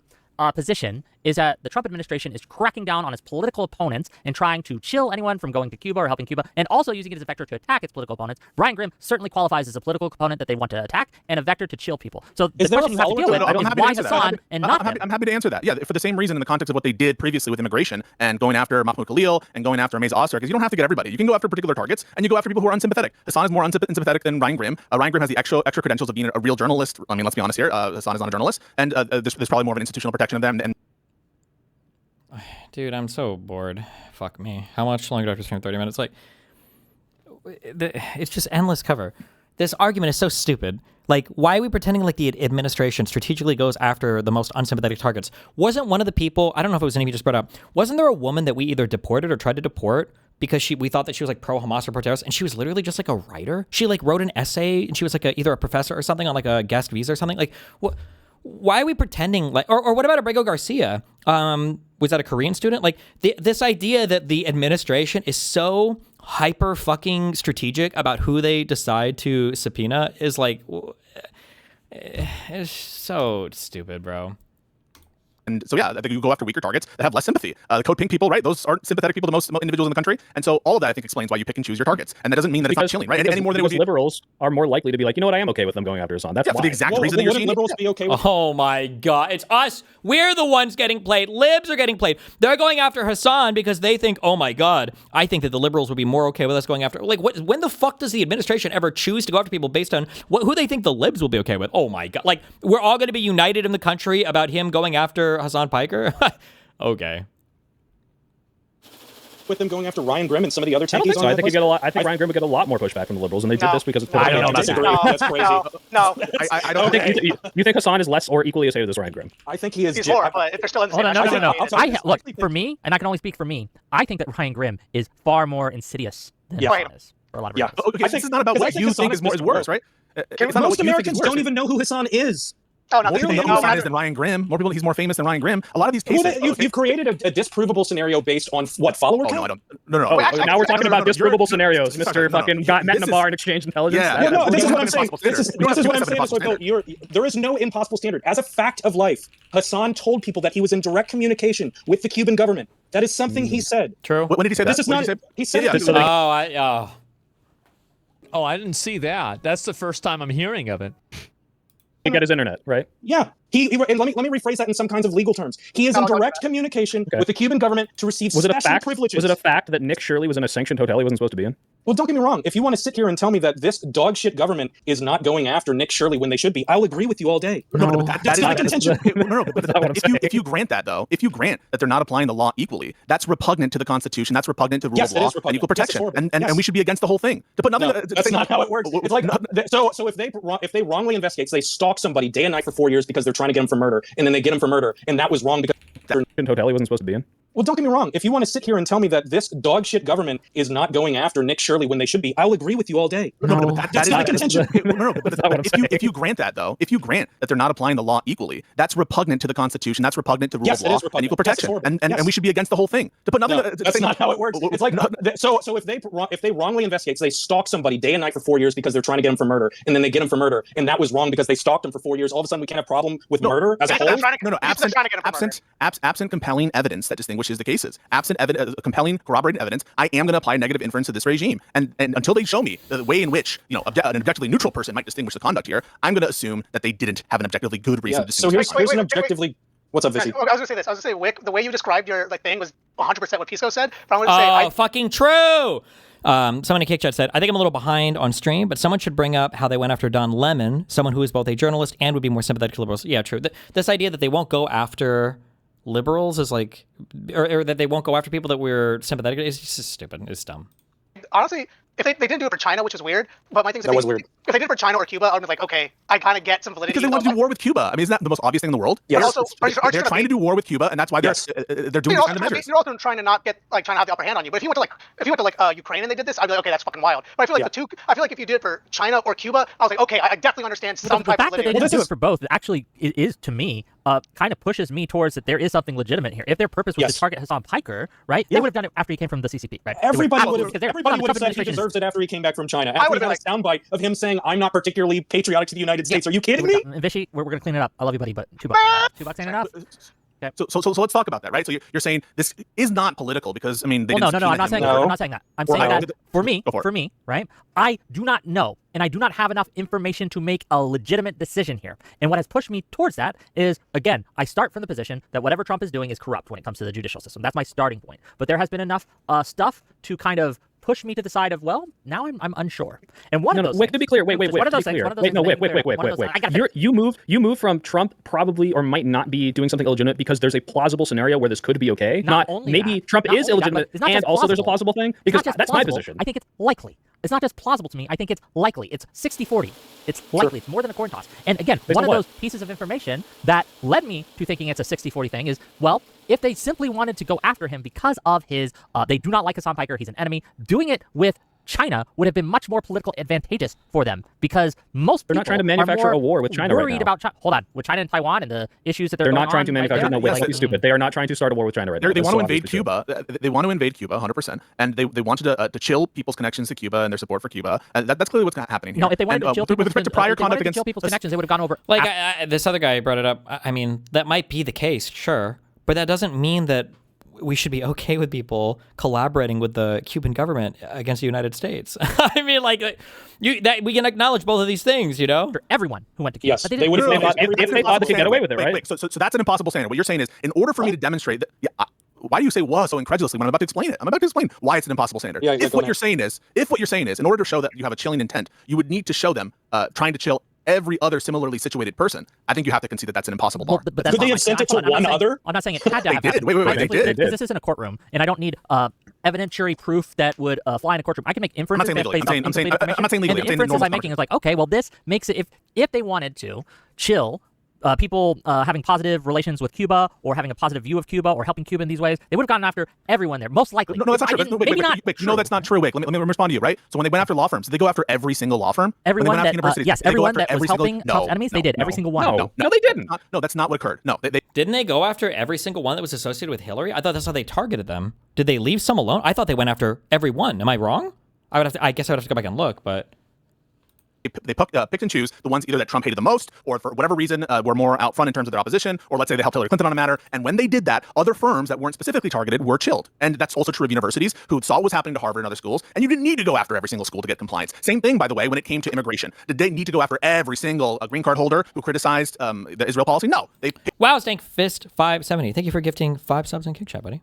Picked and choose, and everyone else got the message. And for you to say, well, in order for me to think that that's their intent, you would need to go after similar situated people. You're really dumbing it down. You're really dumbing it down. You're just you're dumbing it down by removing a lot of variables and factors, and you're essentially saying that, oh well, when they went after the law firms, they just went after a couple of them. It's like, no, there was factors and variables that went into who they targeted and why they targeted. For example, as we discussed before with Hasan, that there are variables and factors that differentiate Hasan from other people that go beyond his follower count. So I'm really just trying to get you guys to understand the one singular point I'm making here, which is the following, right? Just because you haven't shown that they've attempted to do a specific action as to people who are similarly situated. Notice how long have we been debating this? 20, 30 minutes with Peace Corps? Notice how there's like basically nothing on substance. This is like a slightly improved version of Andrew Wilson at this point. Holy shit. It doesn't mean that they're not trying to chill. No, it doesn't necessarily mean that, but I think that it suggests to me that it might be the case. Yes. No, why does it move the needle on you at all if they pick 2 test cases? The same way, by the way, that they've done in other instances before. Because I see no significant downside for them to just subpoenaing the mail. Wow, Mr. Big Strong Hands, thank you for gifting 5 tier 1 subs, buddy. Like, I see no significant political hit that they would take from doing that. There would be no downside to doing that. Yeah, there would be a downside to going. There's not a huge outrage about this. Yeah. Yes, there is. What are you talking about? There's like a whole media swing, and if you think if they didn't go after more journalists who had more evidence that they're not as hated as Hasan Piker, that they wouldn't get more pushback? I don't think there would be any more. I think your intuition here is incorrect. I think that if they had gone after every single person on that flotilla, the outrage needle wouldn't have moved in any significant. Really? You don't think that apes strong together? Have you ever heard that? Apes strong together. Okay. Heard Do you understand that? It applies in this situation. Yeah. So it does apply in the situation. The more you paint with the broad brush, the more people that you get involved, the less likely that you're going to have a unified opposition against particular individuals, because those people could say that about have their own networks. All I'm trying to tell you is that it's true on both inferences. It's true on both worlds. It's true in the world in which they're chilling that they might not go after everybody, and it's true in the world in which they're not chilling that they might not go after everybody. That's why everything that you've said. Yes, you're neutral. Equal to me, equal evidence. Wick, do you think they're trying to create a media chilling effect? Do you think they're trying to create a media chilling effect when they go after Jimmy Kimmel? Just Jimmy Kimmel? Yes. Why? It's just Jimmy Kimmel. Yeah, it's just Jimmy. Okay. Because he's the one who it's said not the just thing. Jimmy Kimmel, to be clear. They've gone. No, what do you mean the thing? A bunch of people said a bunch of shit against the Trump admin, but they just went after Jimmy Kimmel. Oh my god. Also, I mean, like, right? Like, it's just because he's the one who crossed the line, right? Again, there's no legitimate case for this. Yes, but correct. in the instance here, there is. This is once again, I can't paint a scenario for you right now that something that Jimmy Kimmel said might have incited violence. That there is a much more I'm not going to grant you that. Do you think that there's a scenario that Jimmy Kimmel might have said something that incited violence? Then a talk show host. Wick, do you think that Jimmy Kimmel could have said something that incited violence against Republicans? Not in any meaningful way. No, there's not a plausible scenario. That it's equally plausible that a hostile foreign government would use or work through a prolific political streamer, and you're not even letting me finish. I'm not saying these are equal. You're strawmanning me. I'm not saying they're equal. I'm asking you if there's a plausible scenario where Jimmy Kimmel said anything that could have incited violence. What No. is the comparison? There's not a single thing. Because we You can't have the imagine a record. scenario. It was not there. You're talking about an This is administration so that indicted ridiculous. Comey for 8647. Yes, Yeah, it's and horrible. no, there's no But there's a plausible difference. reason to believe that they actually thought that. Not that even was right. plausible. No, What there's if- additional, what if- there's additional you don't reasons think that Jimmy Kimmel. No, there's let's be additional- clear. No, this needs to be said. Let's be clear. Fundamentally, what is the separation here? Is people who think it matters that Hasan might have talked to an intelligence operative, and people who don't. That's the difference. True. Yeah, no, that's what's going on here. So Thank you. Jesus. Holy shit. Wait, that took like 2 hours and 15 minutes to get to. Thank you. True. This needs to be said. Let's be clear. Fundamentally, what is the separation here? Is people who think it matters that Hasan might have talked to an intelligence operative, and people who don't. Yes. That's the difference. yeah, no, that's not what's going on here. So the That is difference is what's going people on who are here. willing to give Oh, the benefit you of the said it, so it doubt must to be this wrong. administration when it comes to their investigations of politically relevant people and those who know This better. isn't And a they know matter better, of a and they benefit know of better, doubt, and they know better. You're so dishonest. I don't even know why you're in this chat, dude. I would not be talking with you for and they 2 know hours. better. It's crazy. And the reason I they really have and no the reason- interest in engaging with you in any good Because faith you're because you're cooked. constantly You're dishonest. cooked. What's bad faith? Nobody's What's cooked. bad You faith? haven't made a What's single bad faith? substantial What's point. bad faith? There's What's absolutely bad nothing. The bad faith is that you keep on making statements that are complete. They have no What basis statement? in what we're talking about. Apes are strong together. Shut the fuck up. Like we're Wait, having wait, a serious hang on a conversation. What do you think that means? What do you think that means? Wait, What are you wait, saying, wait, Randy? wait, wait, wait, what do you think? Let's examine that You could statement. say these. Let's No, examine that let's not statement. examine the Let's- statement. no, Let's no, not- no, no, no, no, no, that's no, what I'm wait, referring to. wait, hang on. He's gonna accuse me of bad faith. He's gonna accuse me of bad faith. Over Okay, this. I'm gonna mute all of you unless you shut up right now. I'm putting my moderate back hat on. Pisco, give Oh, your statement, boy. and then once you've given He's your accusing statement, me of I'll let bad Bishop faith, respond. and he has no basis to do that. When I said apes strong together, clearly the point there is to suggest that there are downsides to going too far and getting Yes people or no, and are apes instead of strong isolating together? individuals who can be Yes or killing no? targets. That's what that statement meant. There's nothing bad faith about it. You just can't contend with the arguments. That shows how small your mind is that you think I can't contend with that. It is a simple Well, you said rebuttal. it was bad faith. It is bad faith because you You're can say that about You're anything. gonna have to let Bishop respond uninterrupted. Go ahead, Bishop. You could say that about literally anything. It has there is no value there. There is nowhere for that conversation to go. There is no response to that. There's no analysis. That's why I said I don't even want to talk about it. There's nothing to be said. Bishop, that was a response to you all saying there's no plausible reason why they would avoid subpoenaing everyone Less there. plausible, not no plausible. Less plausible. Yes. Well, I don't know how you make that determination, but basically that there's no cost entailed in subpoenaing No, more no of these real people. cost. right? Yes, that's my intuition. Yes, because so you guys had No real stated cost, no real cost. that there's no real cost, there's no significant cost in painting with it and getting all of these people and subpoenaing them. And what I responded to is actually isolating people is quite effective. 8 strong together. The more people you have, the more likely you're going to get them to rally up against you. That was the response there. I'm not trying to say that that's what you. I'm trying to say that it's your false contention that there is no strategic advantage to isolation. That's what I'm trying to get at, and it's a response to what you said. What did they gain by isolating Hasan? Of course, Do you not it's think that making it is easier to go after an individual and not have to defend why you're going after every single person if they all have different reasons, different You want a quick backgrounds, and meme different break? like characters? Yeah, hit me up with a meme. Jesus I Christ. got a good one. Yeah, fucked. Whatever. You can copy paste it. How do you fuck up a link? I don't know. This better be a good meme because like 12 people earlier linked it and I didn't click it. It's good. Interesting. Holy shit, what is happening here? Oh. What is going on?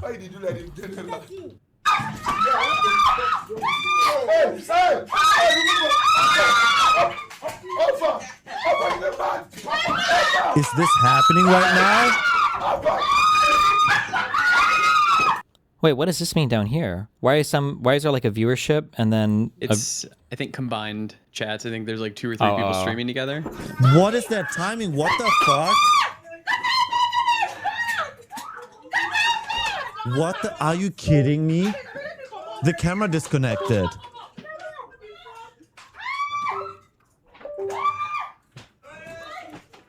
What the fuck? What is that? Jesus. Do you remember the one YouTube video of is it like an Asian guy? An Asian guy. I don't know what you're talking. I don't know what you're referencing. Asian guy sets thing in room on fire. This thing or whatever? You never seen this before? I don't think so. I don't know what he does. He sets a piece of paper or something on fire. Oh, to like light it?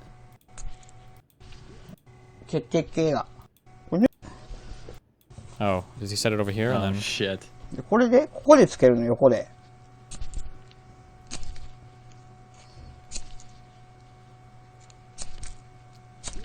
あ。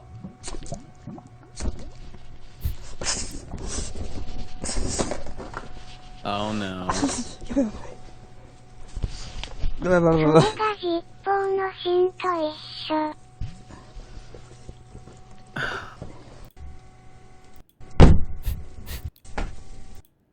Does it all? Oh fuck. Does he get it done? Oh no. What are you gonna do? You know?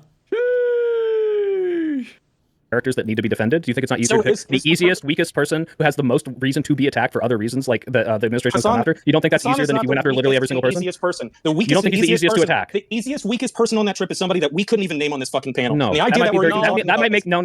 Easiest, weakest in regards to they're the easiest to attack. They're the easiest target because they have all this smoke against them. Even Democrats are going against Hasan for various reasons. What if they attacked? Wouldn't it be a chilling attack if they went after a bunch of non-millionaires and said Trump administration is persecuting large swaths? No, because that's harder for them to defend. It's harder for them to defend. It's the same thing. Yes, if you did all of it, it's not. It's literally not. Wait, this is first of all, you can disagree with this position, but what I take issue with is your notion that it's bad faith. It's bad faith to say that there could be a strategic reason to go after Hasan Piker. You've been interrupting and talking over people and using bad faith arguments since the second you got in here. Name one bad faith argument.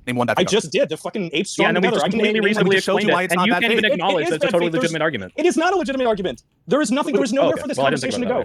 Yes, no, there is nowhere for this conversation to go. You can acknowledge that. Yeah, actually, it might make some strategic sense to pick and choose who you're going to isolate based on factors. So you're saying I can just agree with everything you're saying? That's the solution. Listen, the fact that you took an indefensible position isn't my fault. You took the position that your position is not defensible. Your entire position is that they're going after Hasan, and by them going after Hasan and Medea, a millionaire with tons of fans and an audience and tons of relevancy, and going after the leader, Susan Medea or whatever, Benjamin, and by going after them. There's 25 minutes left of this. Do they discuss anything of substance for the rest of this thing, or did Pisco literally derail? Pisco's in there. Did he literally derail the entire conversation and nothing else comes up about this, or you think he's gonna go in there and talk about substance? Nice one, man. What I'm characterizing as indefensible. That's not what I'm characterizing as indefensible. What I'm characterizing as indefensible is this notion that there couldn't be a real cost associated with painting your subpoenas with a broader brush. That's what I think is indefensible. Of course, let me back him up here. Let me back him up here. I do not think that the response against these subpoenas would be higher had they subpoenaed every single person that went on the flotilla trip. I do not think this in real sense, right? They picked the biggest targets, right? That had the most ability to influence and gin up a defense force, right? You would acknowledge that Hasan. Hold on, just let me ask this question. You would acknowledge that Hasan and the millionaire that they subpoenaed, I forget her name, they have the most resources, clout, and influence in order to gin up the most resistance against this, correct?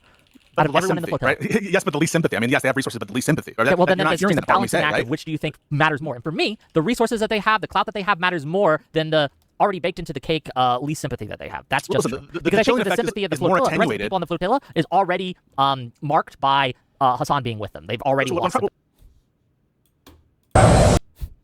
What? Oh my god. What? Like what I'm trying to suggest to you guys. That's my intuition. It's intuition.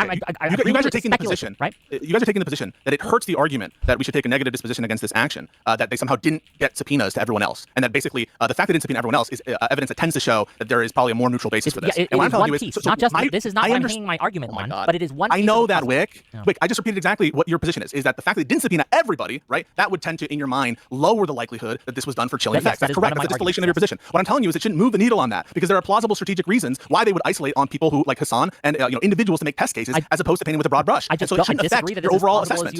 As you were putting forth. I think it's less plausible. I don't think it's. I think in virtual, what is it less plausible? I think it's less likely. It's plausible, but it's not likely. Less likely. Does that make sense? Would you at least say? Would you at least say it's more likely that it would take a lot more work to subpoena literally every single person on the flotilla? Not maybe in just any no, it wouldn't be more work. Logistically, fighting the subpoenas in court if it gets to that, and actually effectuating the request for reduction. They would probably all fight together. I would imagine that they would have some sort of. Or would you say there's some sort of together apes that were strong? No, I don't think that they would be able to contribute resources that would meaningfully make up. And this is crazy. It would be like, they're suing Elon Musk. I didn't kick him out. Okay, here. Give me a second. I think it's back. They'd be like, they're suing Elon Musk, but once Wick puts his resources behind Elon Musk, suddenly it's going to meaningfully change. That's that is wrong. Wait. Oh no. Did we do? I can't, dude. It's too much. It's too much. Oh, wait, never mind. I'm sorry. This is just a thing about illegal immigrants. I thought the Trump admin was about to come out and confirm the existence of aliens. I'm like, oh, fuck me. Is it all just? I bet this is all vibe coded too, 1 trillion %.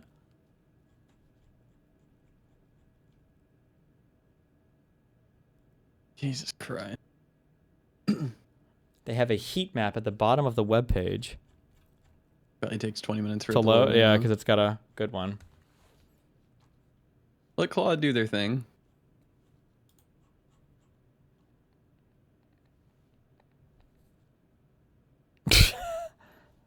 Right, that is a straw man. I mean, no one is saying that like this position of going after just particular individuals is the only one that makes any kind of sense in the world. What we're just trying to tell you is you cannot take from the fact that they chose to go after particular individuals that therefore their intent, it's less likely that it was a It's non-neutral. not the only piece of That's all I'm evidence saying. I'm using, but combined with the other pieces of evidence that have been presented to me and the context in which this is No, happening, I'm and trying the to tell you that specific likelihood piece that of- something worth us That shouldn't asking change your questions. priors. Because I want to remind everyone, he's not being taken into handcuffs. He's just We know that. he's Yeah, we know that. going to We be know asked that. I mean, that was true of the global entry questions. thing too. They didn't. I mean, the global entry thing. That's another situation in which, and that's the micro example I wanted to bring up, where I took that position that this is most likely viewpoint discrimination. I think it's the correct position, and I got excoriated for defending tankies or defending. You shouldn't have been excoriated for that. I had the same position. Yeah, true thing. That's another situation in which, and that's the micro example. You shouldn't change your priors. Because I want to remind everyone, he's not being taken into handcuffs. He's just we know that. Yeah, we he's know going that. to We know be asked that. I mean, that was true of the global entry questions. thing too. They didn't. I mean, the global entry thing. That's another situation in which, and that's the micro example I wanted to bring up, where I took that position that this is most likely viewpoint discrimination. I think it's the correct position, and I got excoriated for defending tankies or defending. You shouldn't have been excoriated for that. I had the same position. Yeah. So I'm trying to give you an example of what could be in this administration's thought pattern, right? And here's an example, right? In all of these races, the Republicans have tried to tie. Let me finish. Wait. You talk about people nonstop. In all of these races, the Republicans have tried, and Trump himself has tried to tie Hasan Piker and the radical left with the Democrats. That's what they're trying to do here as well. They've always tried to do this. disagree. The link. Okay. Okay, I disagree. I don't know. It might be the case. Again, I am not pro going after Hasan here. I have gone from against to neutral. I want to make that clear. I also pretty big step, you think that the context on which they stopped him in the airport for I forget that thing. That's fundamentally different than him having contact with on foreign soil of a hostile government that just 3 months ago had a shootout, right, to try to kill Cuban dissidents, right, on Florida, off the Florida coast, right? They are actively engaged in hostile actions against American interests across the globe. You have Cuban nationals undeclared war against fighting Cuba. You understand against that? American Right now assets and American we're at allies war in with Ukraine Cuba. right now. So right now we're in a state of undeclared war against Cuba. So right now we're in an undeclared state of war against Cuba. I'm not doubting that there is intelligence and we interests have that are been potentially for neutral. a long time, right? Yeah, but I think just to be clear, that is not inconsistent, right, with the rationale of political motivation. That would be true of the Cold War and the kind of McCarthyism and bullshit that was occurring then. Yes, there was actually, and by the way, there were real nuclear spies and real infiltrators and real interest at stake in the Cold War. That just because that's true doesn't mean this is not likely. And that's why I'm only if neutral. anything, right? Yeah, but that's why I'm only neutral. You're only neutral. You're only neutral on a positive action by Trump. Okay, that this is in some ways kind of started like, well, you know what? Let's hear Trump out. That's a dishonest phrasing. That's a dishonest phrasing. Is that not what he's doing? Yeah, it's not what he's doing because you keep on phrasing it as this is Trump. Wait, Yeah, Bishop, oh wow, you're still talking over me. Okay, has anybody watched the rest of this? Do they actually do any substance or is it literally... Brother, What? Look at who's in the call, No, man. You're You're stupid. schizoing out right Did he not just say, oh, no, you. No, I'm sorry. I'm going to end this. Okay, yeah, so Bishop, go ahead, leave. Then I don't give a fuck. All right, so what Wick just said was, well, let's see where the subpoena goes. If Hasan does get arrested, then maybe I'll change my mind. Like, what is this shit? Wait, can I just do my thing real quick, and then you guys can maybe I'll help show things off, and then you guys will be Highly better. like it. Oh, Right? boy. Okay, give All it right. So Wick and I'm sorry, what's the other guy's name? Bishop. Okay, both. No, Pisco, come back. Pisco, come back. You might like this. So Oh wait, they might get to substance now. Hold on. Right? What happens if you don't show up to work? Unannounced. Find you. Or that's Exactly. paywall. You get arrested. So it's very. So you guys are clearly just by the idea of having a clearance are very important people, and they want to know where the fuck you are, right? Yes, true. Okay. Correct. Either of you ever traveled to another country? Yes. Yep. What do you have to do before you go to another country? You have to do a lot of paperwork. And what do you do when you get back from that country? You have to do even more paperwork. What do you have to tell them? Very simple, and it's unclassified. All these things, right? Exactly. That's it. So you go on vacation, you submit an unclassified piece of simple paperwork where you've been, who you talked to, the end, right? Anything suspicious? That's the other question, right? That's it. So you guys go do a trip. Does it change depending on what country you go to? Yeah, actually. Yes. No, because I went to China, and it was the same form as when I went to fucking Aruba, right? That's it. So you guys go do a trip. Does it change depending on what country you go to? Yeah, actually. Yes.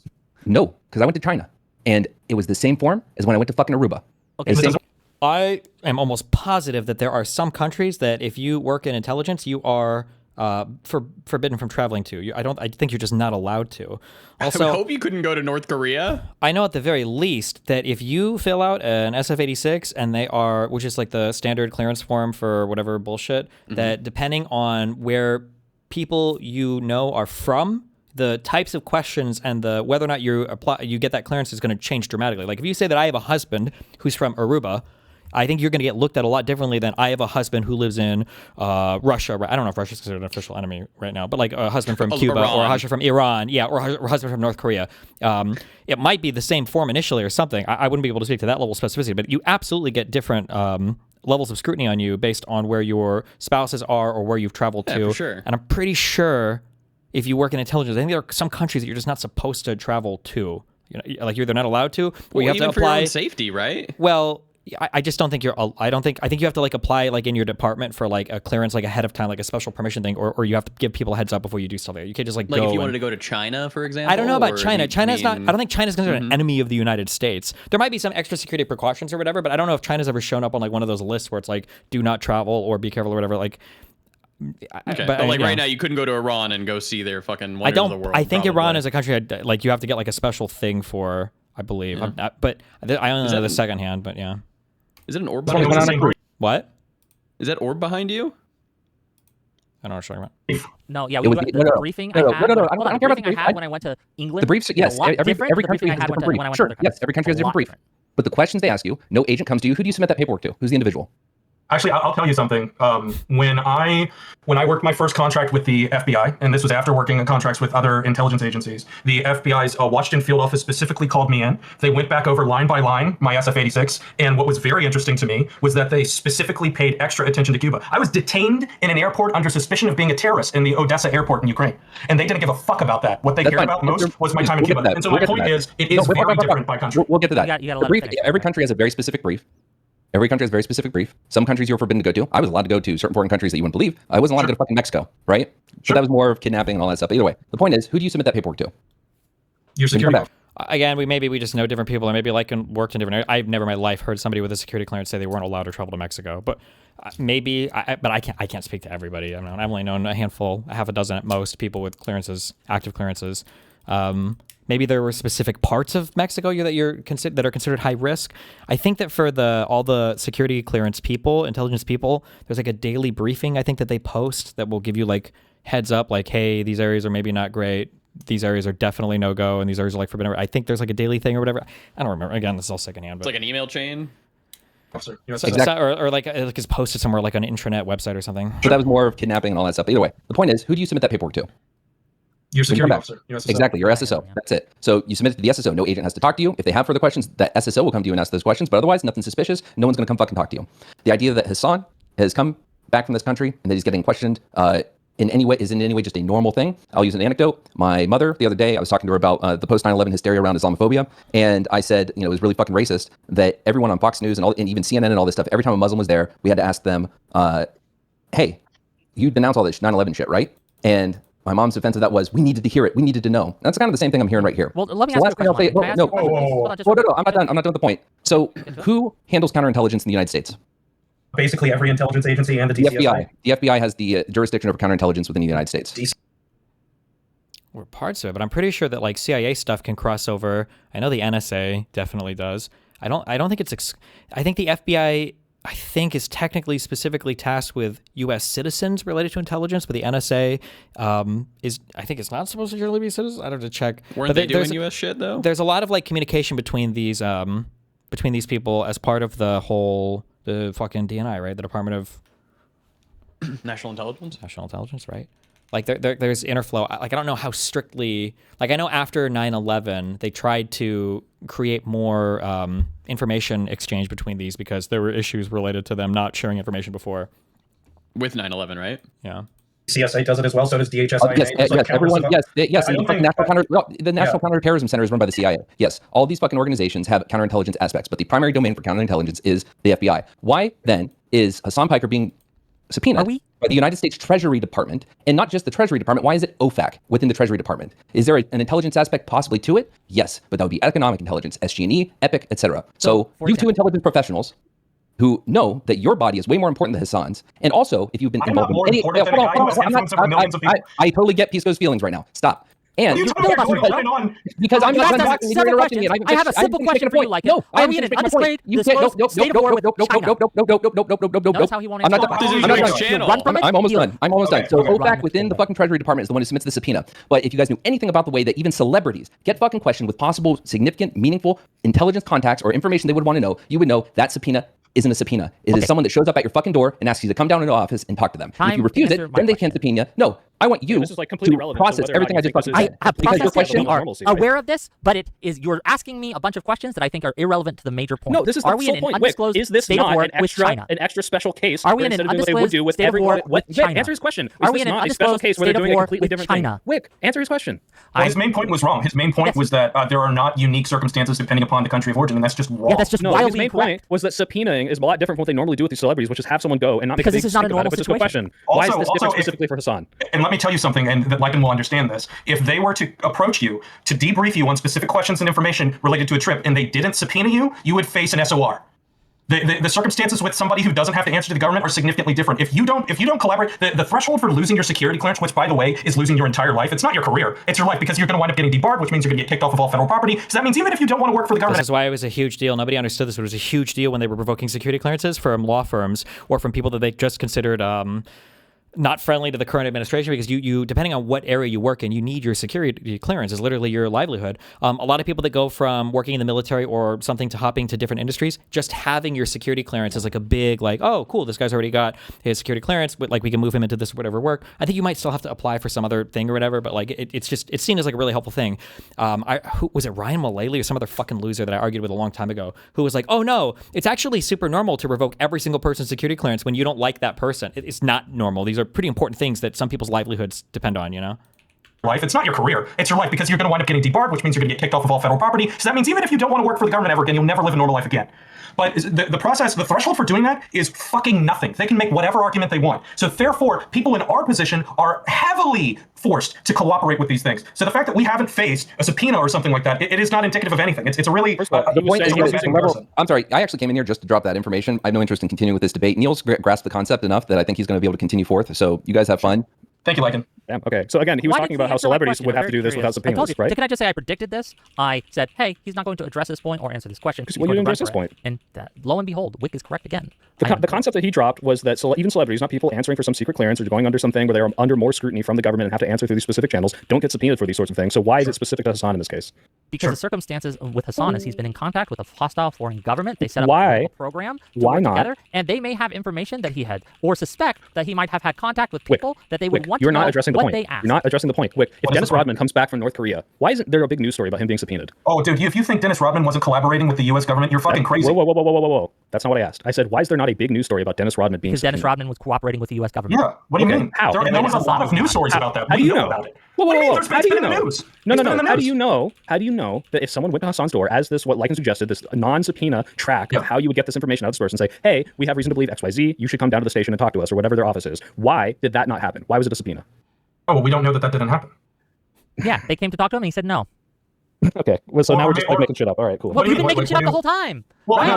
I'm not trying to make shit up. What do you mean? What's your... No, the only reason that you can now defend that this subpoena happened is, well, actually, that might have happened, and we don't know that it didn't happen. Well, versus I my don't know inference, if which is that's we have an administration with a pattern of going after people for no fucking reason because they oppose them, and that's much more likely than everything I just described with this back channel and going because we through and have having this a- off we have the a record current conversation leader that's of not a the news story. government That who probably is happened. We conducted- just never heard of that yet. But we'll find out about it we don't later. even- I'm going to give them the benefit of the doubt. Let's hear them out and see what the Trump admin's really going after. And then Okay.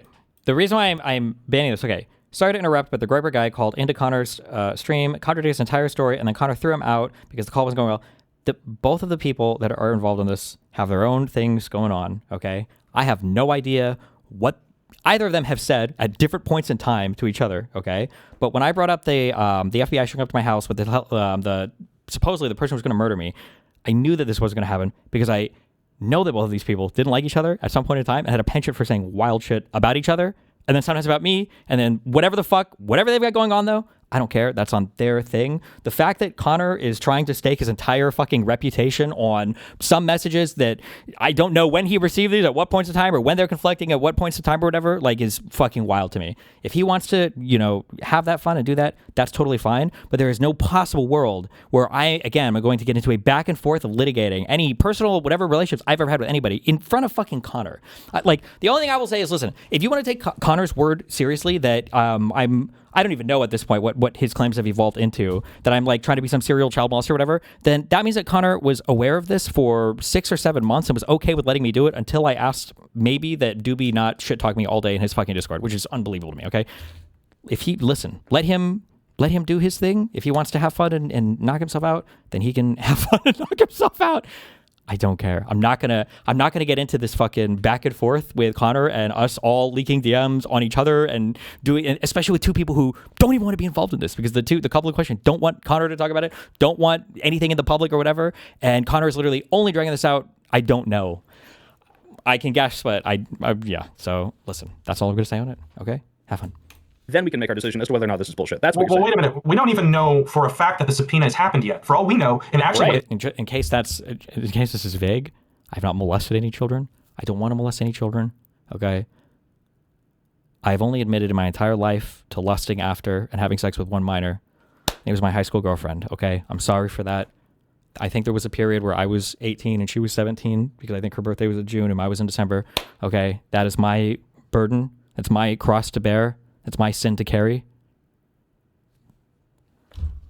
it sounds like where it's at is that this is in the upper workings of the government bureaucracy, and it hasn't made its way down yet. So for all we know, this person coming to Hasan's door that he said that he might have said no to, this might not have even happened yet. So he might not even get a subpoena. Somebody might show up at his door and ask for him, hey, can you help us with this? And well, then why are we talking? why are we talking about it then? Why is this a news story? Well, it's a news story because Fox News is sensationalist. Wow, is that like that hasn't been under debate at any point in this conversation? Okay, and where do you think Fox News got this information about the subpoena? Probably from a source in the government. From the Trump admin, right? Who I mean, maybe wants to make this a big fucking story? No, I mean, like, this happens though, right? For the Biden admin, because the Republicans bring this up about the media showing up at Roger Stone's house for his arrest or whatever. Like, I'm the fuck on. I feel like I wasted 2 hours listening to this video. Dude, are you serious? I mean, the difference doesn't matter. Like, it doesn't matter to what we're talking about, whether it's somebody that is acting specifically as a politically operative for Trump, or whether they're, well, it's the same effect, right? Like, what your whole argument, if your argument is entirely correct, which it might be, it doesn't matter whether the leak was a Trump crony or just a Fox News national security confidant. Would it matter as to whether or not it's going after Hasan as part of the government's sort of like issue? I mean, the Trump admin could be just pursuing Hasan for the headline and for politics, and the person who leaked it just being a traditional Fox News insider, but not a Trump crony. That doesn't really matter. That's why I'm saying, I'm not trying to like cut off your argument here. I don't think that's where your argument is. I don't think that's where the motivation of even your side is. If the person who leaked it wants to be part of this chilling effect, obviously it's probably in line with what Trump specifically going after this person. But if these subpoenas come out, and there is one for every single person, and they're not specifically targeting Hasan, maybe you would have a point. I guess maybe I should say, let's wait and see, since the subpoenas maybe haven't even been issued yet. But the point we're trying to make is, if you look at this in the context of the pattern of how they've been doing this, it's pretty obvious that the reason they're leaking or sensationalizing these things is because they do this. This is what they've been doing for 2 years. It's what they did. I would agree with you, but the circumstances in this case are such that we should take a wait-and-see approach. $5 from Stryker to say, Pisco, is there no world in which it's legitimate to investigate a self-proclaimed propagandist who went and spoke with an adversary's government? $20. Yeah, sorry, $20. $20 from 10 houses. Is it? Hasan Piker himself was hoping Adam Schiff's indictment led to him winding up in jail. Since so many quote-unquote libs have said Hasan should still be considered part of the Democratic tent, maybe we should apply that mindset to him too. $5 from Vishy. Rage bait. Oh, I'm sorry. Well, yo, why is Pisco shilling for tankies right now? And then $2 for that's rage bait. China isn't sanctioned by us. It's different than Cuba. Sure. Yeah. Once again, I think that I would philosophically start off with where you are, the soy pill. I would start off with, and once again, I feel like we wound up just getting an argument over semantics, where effectively I was by and large from the same point as Pisco, where maybe Pisco is like 80% distrust, 20% investigate, and I'm like 65% distrust, 35% investigate, whatever. But I would start off where you were at, where I'm like, okay, political, from the Trump administration, we see them weaponizing things like, for example, the DOD under Hegseth weaponized different aspects of UCM Army standards on social media guidance and used them against me. Was I technically wrong? Nah, not really, but kind of. You could make that argument. But they unevenly applied it to military service members during the Charlie Kirk drama, right? I've been there. I know exactly what you're talking about, and I would start off where you are. And However, it seems to be what changed your mind is that you've conducted a scenario where this could happen. And to me, I would need to see much more from him, other than he spoke to an official, and that seems to be it, right? Yeah, my concern, and I have a legitimate concern of this. And by the way, I meditated on this many times leading up to the show. Yeah, last little exchange, and I do have to go. So. Sure. Yeah, I meditated on it many times leading up to the show, but I feel like we're dealing with, as a society, how do we deal with this, what we call hybrid warfare? How do we deal with these influence operations? We have private citizens that are just ignore them, pretend they'll go away. Collaborating. I mean, if Hasan declared himself as a foreign agent, that would do nothing to his show. He could still have his show, he could still have his audience, he could still do all of this, and he could still officially work with Cuban intelligence to work on the programming on his show, okay? And so the question is, how do we deal with this? The bigger question that the government is dealing it with is fucking Tucker Carlson. Even the Trump administration doesn't know what to do with Tucker Carlson. They know that he's working with the Iranian government. They're playing with the idea of labeling him as a domestic terrorist, which is obviously fucking insane and an incredibly terrifying direction to go down. But I think I don't know what the answer is. I don't know where we're supposed to go. But But I think the easiest way to start is when somebody trips up the laws that we do have, that are already in place, we can use that as an opportunity to dig a little deeper. Okay, and I would say that I think your justification isn't misplaced, and I would have a much higher threshold for when I think we should start going after private citizens for this sort of stuff. Tenant media is obviously over the line for that, and I think the fact that the Trump admin threw it out is indication that they don't give a fuck about this sort of stuff. They just care about going after their political opponents, and I think we should be opposing this wherever we can until there's an actual legitimate piece of information that shows that they're collabing with a foreign government to like subvert American interests to a significant degree. And I haven't seen a single piece of that. So, Okay, gang, if you liked what we had to say, if you enjoyed this content, hit that like button, hit that subscribe button. We got some great shows coming up for you. We're setting them up as we speak. I am going to take a little bit of a long weekend. It's been a week, gang. So you just had a 3-day weekend, Wick. Come on. Sort of. So I'm going to take a couple days off here, but we're coming back strong Monday. I'm going to be... I don't. All right, well, good. That was a good debate, guys. Good job. You guys are amazing. Pisco is 0-3 against Ryan Mullally based on audience votes at the events he participated in. Pisco extends way too much. This is also how I know Pisco's not a tanky, because he does this with his own little group of lawyer friends too. He extends way too much good faith to some of these fucking morons. So it doesn't surprise me that he's debating Ryan again. Remember to hit that like and subscribe, and don't forget the notification bell so that my videos show up right in your feed.